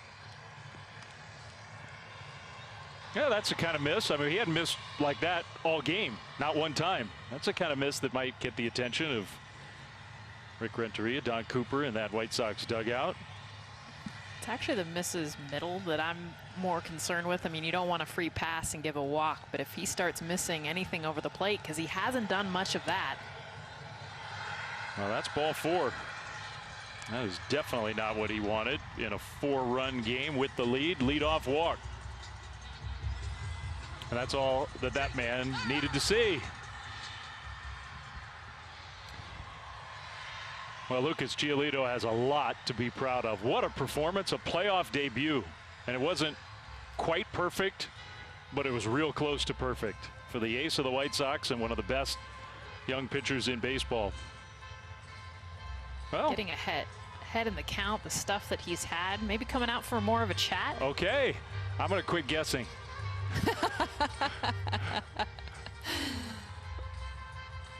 He just wanted to look him in the eye. Can you give me one more hitter? Can you get me a couple more outs? He wanted to hear it from Giolito himself. Well, last time up, Jake Lamb, who is 0 for 2 in this game, hit one to the wall or close to it in center field. It's the same 2 pitchers who were warming up in the 7th.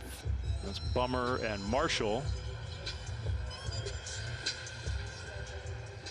You know, no off days. You got to remember it changes the bullpen strategy, knowing that if this series were to go to 3, it's 3 days in a row. And not that you're getting greedy, but at 98 pitches with Lucas Giolito, and he is tired. I mean, his misses are bigger.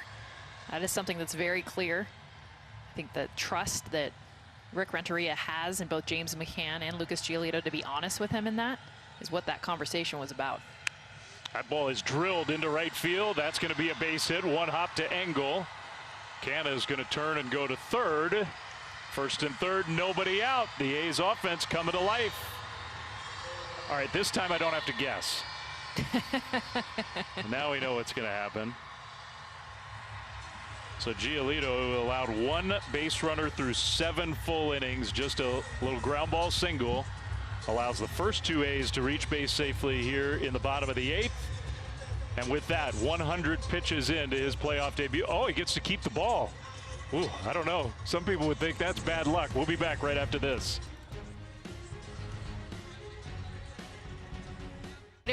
Really well to righties, even the fastball late. Had the late life, velocity, all 3 of his pitches. Incredibly successful. 7 innings pitched, just the 2 hits. No runs, 1 walk, and the 8 Ks. So he gives way, and I should point out, it's baseball in the pandemic. It wasn't a lack of superstition or anything that he kept the ball. Rick Renteria can't take it, so Evan Marshall gets a new, different baseball as he takes over. He was very good in the regular season, 2nd year with the White Sox this year, and his first pitch breaking ball to Ramon Laureano is way outside. Ball 1, and Jess, as good as Evan Marshall and many of these White Sox relievers have been, I think for the A's it has to be a little boost to finally get Lucas Giolito out of this game. Absolutely. I mean, just the way that he was dominating them from first pitch on, and you can see just the rhythm that he was in, getting tired there. I'm surprised Rick Renteria, I think, ran him out there in the 8th because he started to show those signs even late in the 7th. With the bullpen that they have, I do feel like Yasmani Grandal hitting the solo home run to put it to 4-0 gave Renteria the confidence to give him a chance to go back out there in the 8th. 4-run lead, but the A's building their best chance. Laureano on the ground is short. Anderson charged it, got the out at second. That's the only out they'll get. Canha comes in to score, so the A's are on the board. No chance to turn a double play. But now it's 4-1. I mean, this is an Oakland team that you just cannot count out. They had the most extra inning wins of anybody in baseball. They had the most walk-off wins. In their last at bat, they won 10 games, so they didn't do it just at home. And this is an A's team that was a very good late inning team. The bullpen holds the line. The offense comes to life. That's their formula.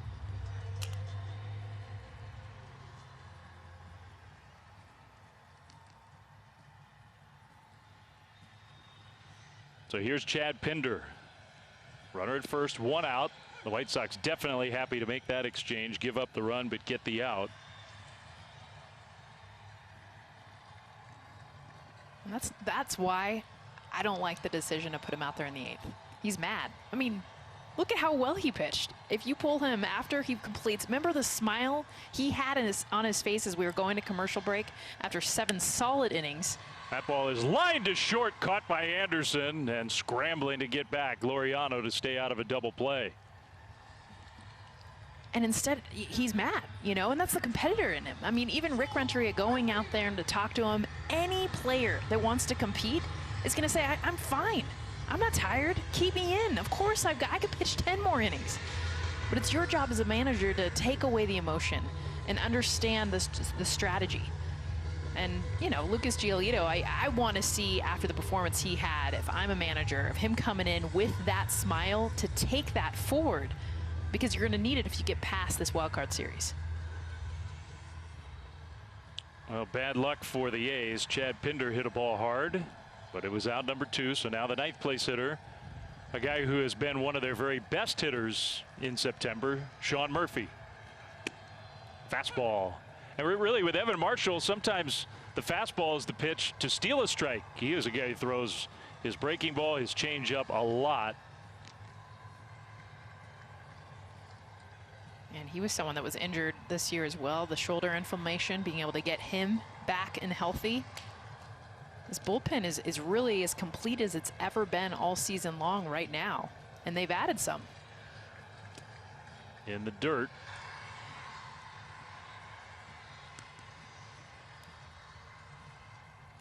James McCann wants to keep Laureano at first base. I mean, the A's even get one more here. They're running out of outs. They're down to their last 4 outs in this game 1.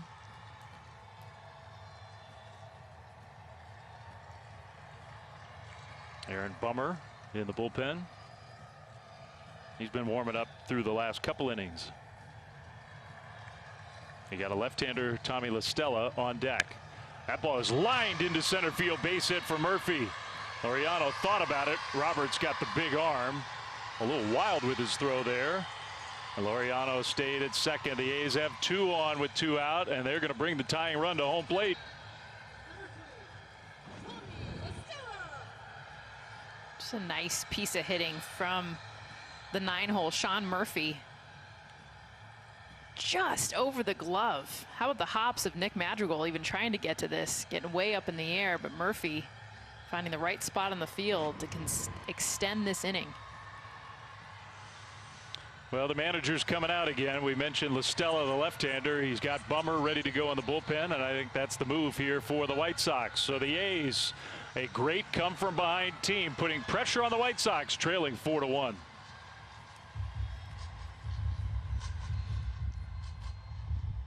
Run to home plate in Tommy La Stella, putting pressure on the White Sox bullpen. Their new pitcher, the left-hander Aaron Bummer, who really did not pitch a whole lot. Was hurt with a biceps problem, only 2 appearances since August 7th, but they have full confidence in him. So here he is in a very big position. 2 on, 2 out, 8th inning, 3-run White Sox lead, and a dangerous hitter up in Tommy La Stella. Right there on the outside at 96 miles an hour. Yeah, he'll get up to 98. He was their best reliever last year because of that fastball. Really doesn't throw a whole lot of anything else. He's got a slider. He'll cut the fastball, but he's in there to blow hitters by with that fastball. The 0-1 pitch. Listella on the ground is short. Anderson's there. He's just going to take it himself to the bag for out number 3. A big round of applause from Giolito, who's been great. White Sox take a 4-1 lead to the 9th inning.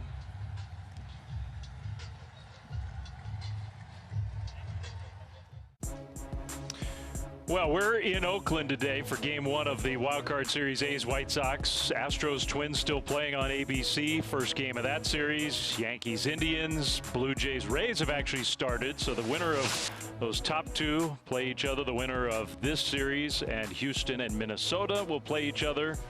Best of 3 in the wild card round with 16 teams in the playoffs for the first time in Major League history. New pitcher for the A's, their 5th of the day, Jake Diekman, who just had an awesome season out of the Oakland bullpen. The left-hander trying to hold the line and give the A's some kind of shot in the bottom of the 9th inning.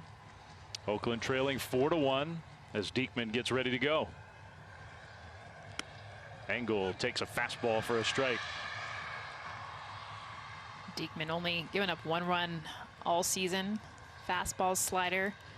Has struggled at times with command, especially with the slider. But has been a huge force in the back end of this A's bullpen. There's that slider. 0-2. Well, to your point about the new rule where a pitcher has to face, there are some exceptions, but typically has to face at least 3 hitters. Diekman's been even more effective against righties than he has been against lefties.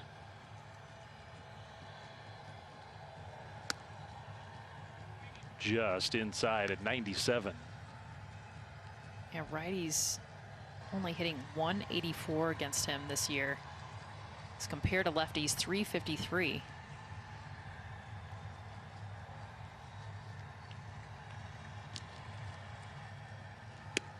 Got him swinging.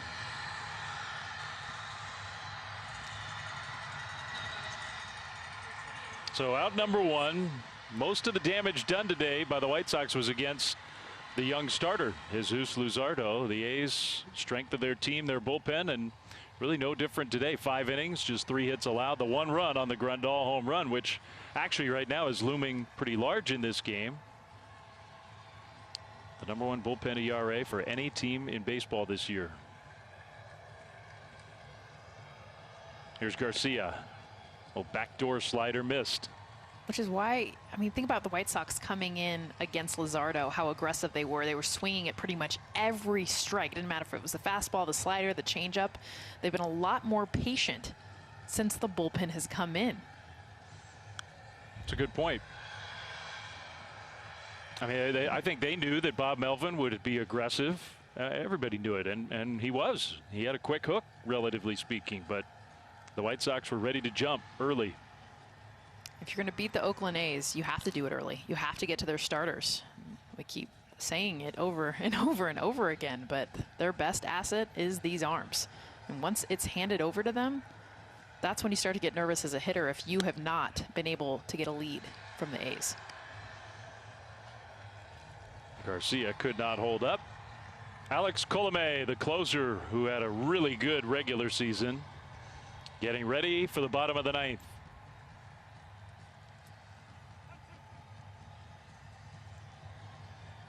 A's have the heart of their order. Grossman, Simeon, Olson due up in the bottom of the 9th. That one hit to right field. Plenty of room for Mark Canha. 2 down.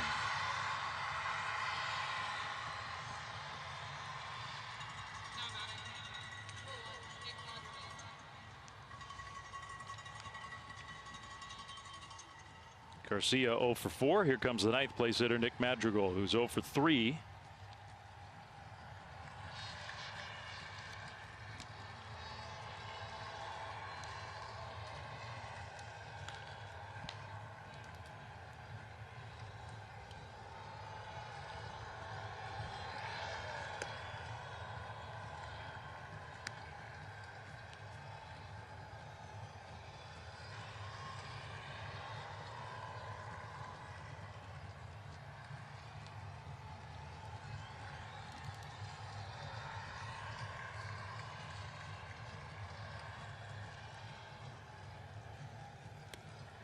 That one's low, 2-0.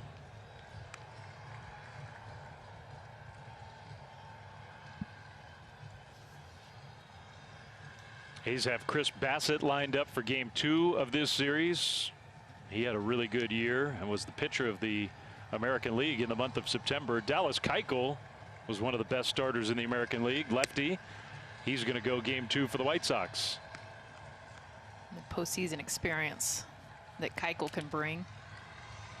He's talking about that today.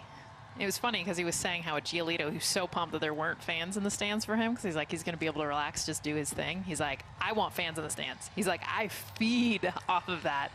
And you think about some pretty epic postseason environments he's been able to pitch in. 3-1. Yeah, what has Dallas Keuchel made? 12 career playoff starts already. So for a White Sox team that is light on postseason experience for the most part, Dallas Keuchel has been in the fire. 12 appearances, 11 starts, and overall good results. Absolutely, and hearing him say that too, because his stuff in the day and age when we're talking about mid-90s fastballs and blowing it by hitters, that is not what Dallas Keuchel does. And as for his amp that he likes to get, you'd never guess it by the way he throws. He's all about contact, kind of spin you to death. Look, even he agrees. He was shaking his head. Nope, that's not me. Ground ball to second. Diekman does his job. Last chance for the A's. The closer, Colomé, coming in. 12 saves in the regular season, looking for the final 3 outs. All right, here we go. No team in baseball had more late-inning heroics this year than the Oakland Athletics. They need some big-time heroics in the 9th of Game 1 of this best-of-3 wild card series. Bob Melvin's team is down 4-1, down to their final 3 outs. They do have their 2, 3, 4 hitters lined up, but it's not going to be easy. Alex Colomé had an excellent season, one of the very best closers in baseball this year. 12 saves, 13 chances, a .81 ERA. Can be a little wild. The 8 walks in 22 1/3 innings pitched, but tough to hit, and generally just rock solid for the White Sox this year. Well, he's young and he's got a ton of fire, composure. It's something he proved throughout the season in this closer role. And able to really hold down the 9th inning. He's got a fastball that he only throws 28% of the time, and what he's known for is that cutter. So Giolito went 7+. Marshall got 2 outs. Bummer got an out. 4th pitcher of the game for the White Sox, looking for a playoff win and a chance to advance tomorrow. Robbie Grossman, the hitter for the A's. Colomé misses with a first pitch fastball. Grossman went 0 for 3 against Giolito, struck out 2 times.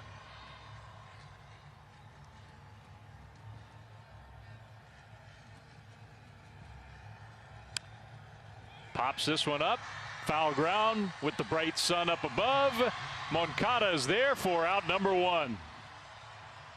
Those kind of plays at the Oakland Coliseum are not always routine in the daytime, but Moncada made it no problem. Especially if you're the White Sox, because you're not used to having that same amount of room. A lot of times you'll see infielders, and I watch when we're in the stadium, they don't even react a lot of times to fly balls because they know it's going to be in the stands. And that one wasn't super far off, but you mix in the sun, a noon game, which is pretty unusual, especially for the West Coast. And you're right, it's anything but routine. So here's Marcus Semien, also 0 for 3 today. 1 out. 4-1 White Sox. Semien right there takes the fastball for a strike.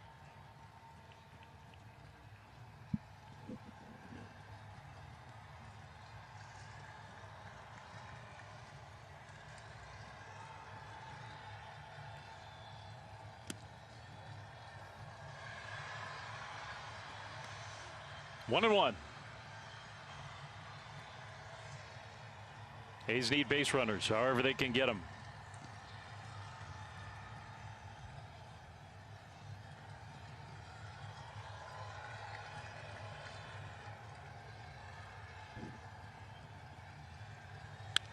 That ball is hit hard to third. Moncada picked it and throws out Semien. 2 down. Wow.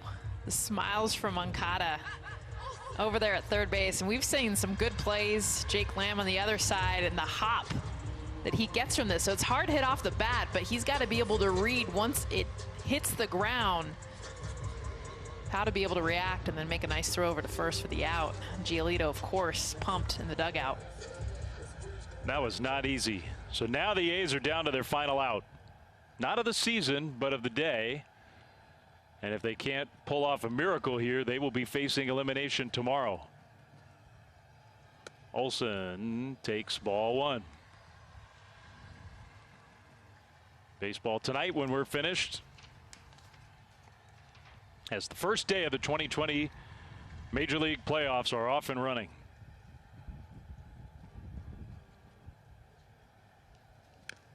That one's top foul.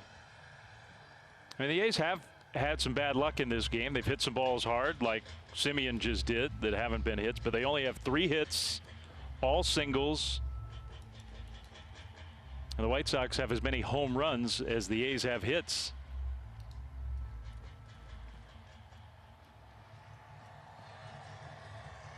That's a good formula. Now the A's are down to their final strike. Well, and the biggest inning for them was that 8th inning. I mean, that's when you see the A's do what they do. And keeping Lucas Giolito in that game opened that door. They ended up scoring the run, but wisely then going to the bullpen, because the A's aren't going to get maybe a whole lot of home runs and even string together a bunch of hits. But if you give them the free pass, the leadoff walk, they're going to find a way to get them in. 2-2. They had a chance to make this a more pressure-filled 9th inning for Colomé, but they got just the one. Astros have won. They beat the Twins in the first game of that best-of-3, 4-1.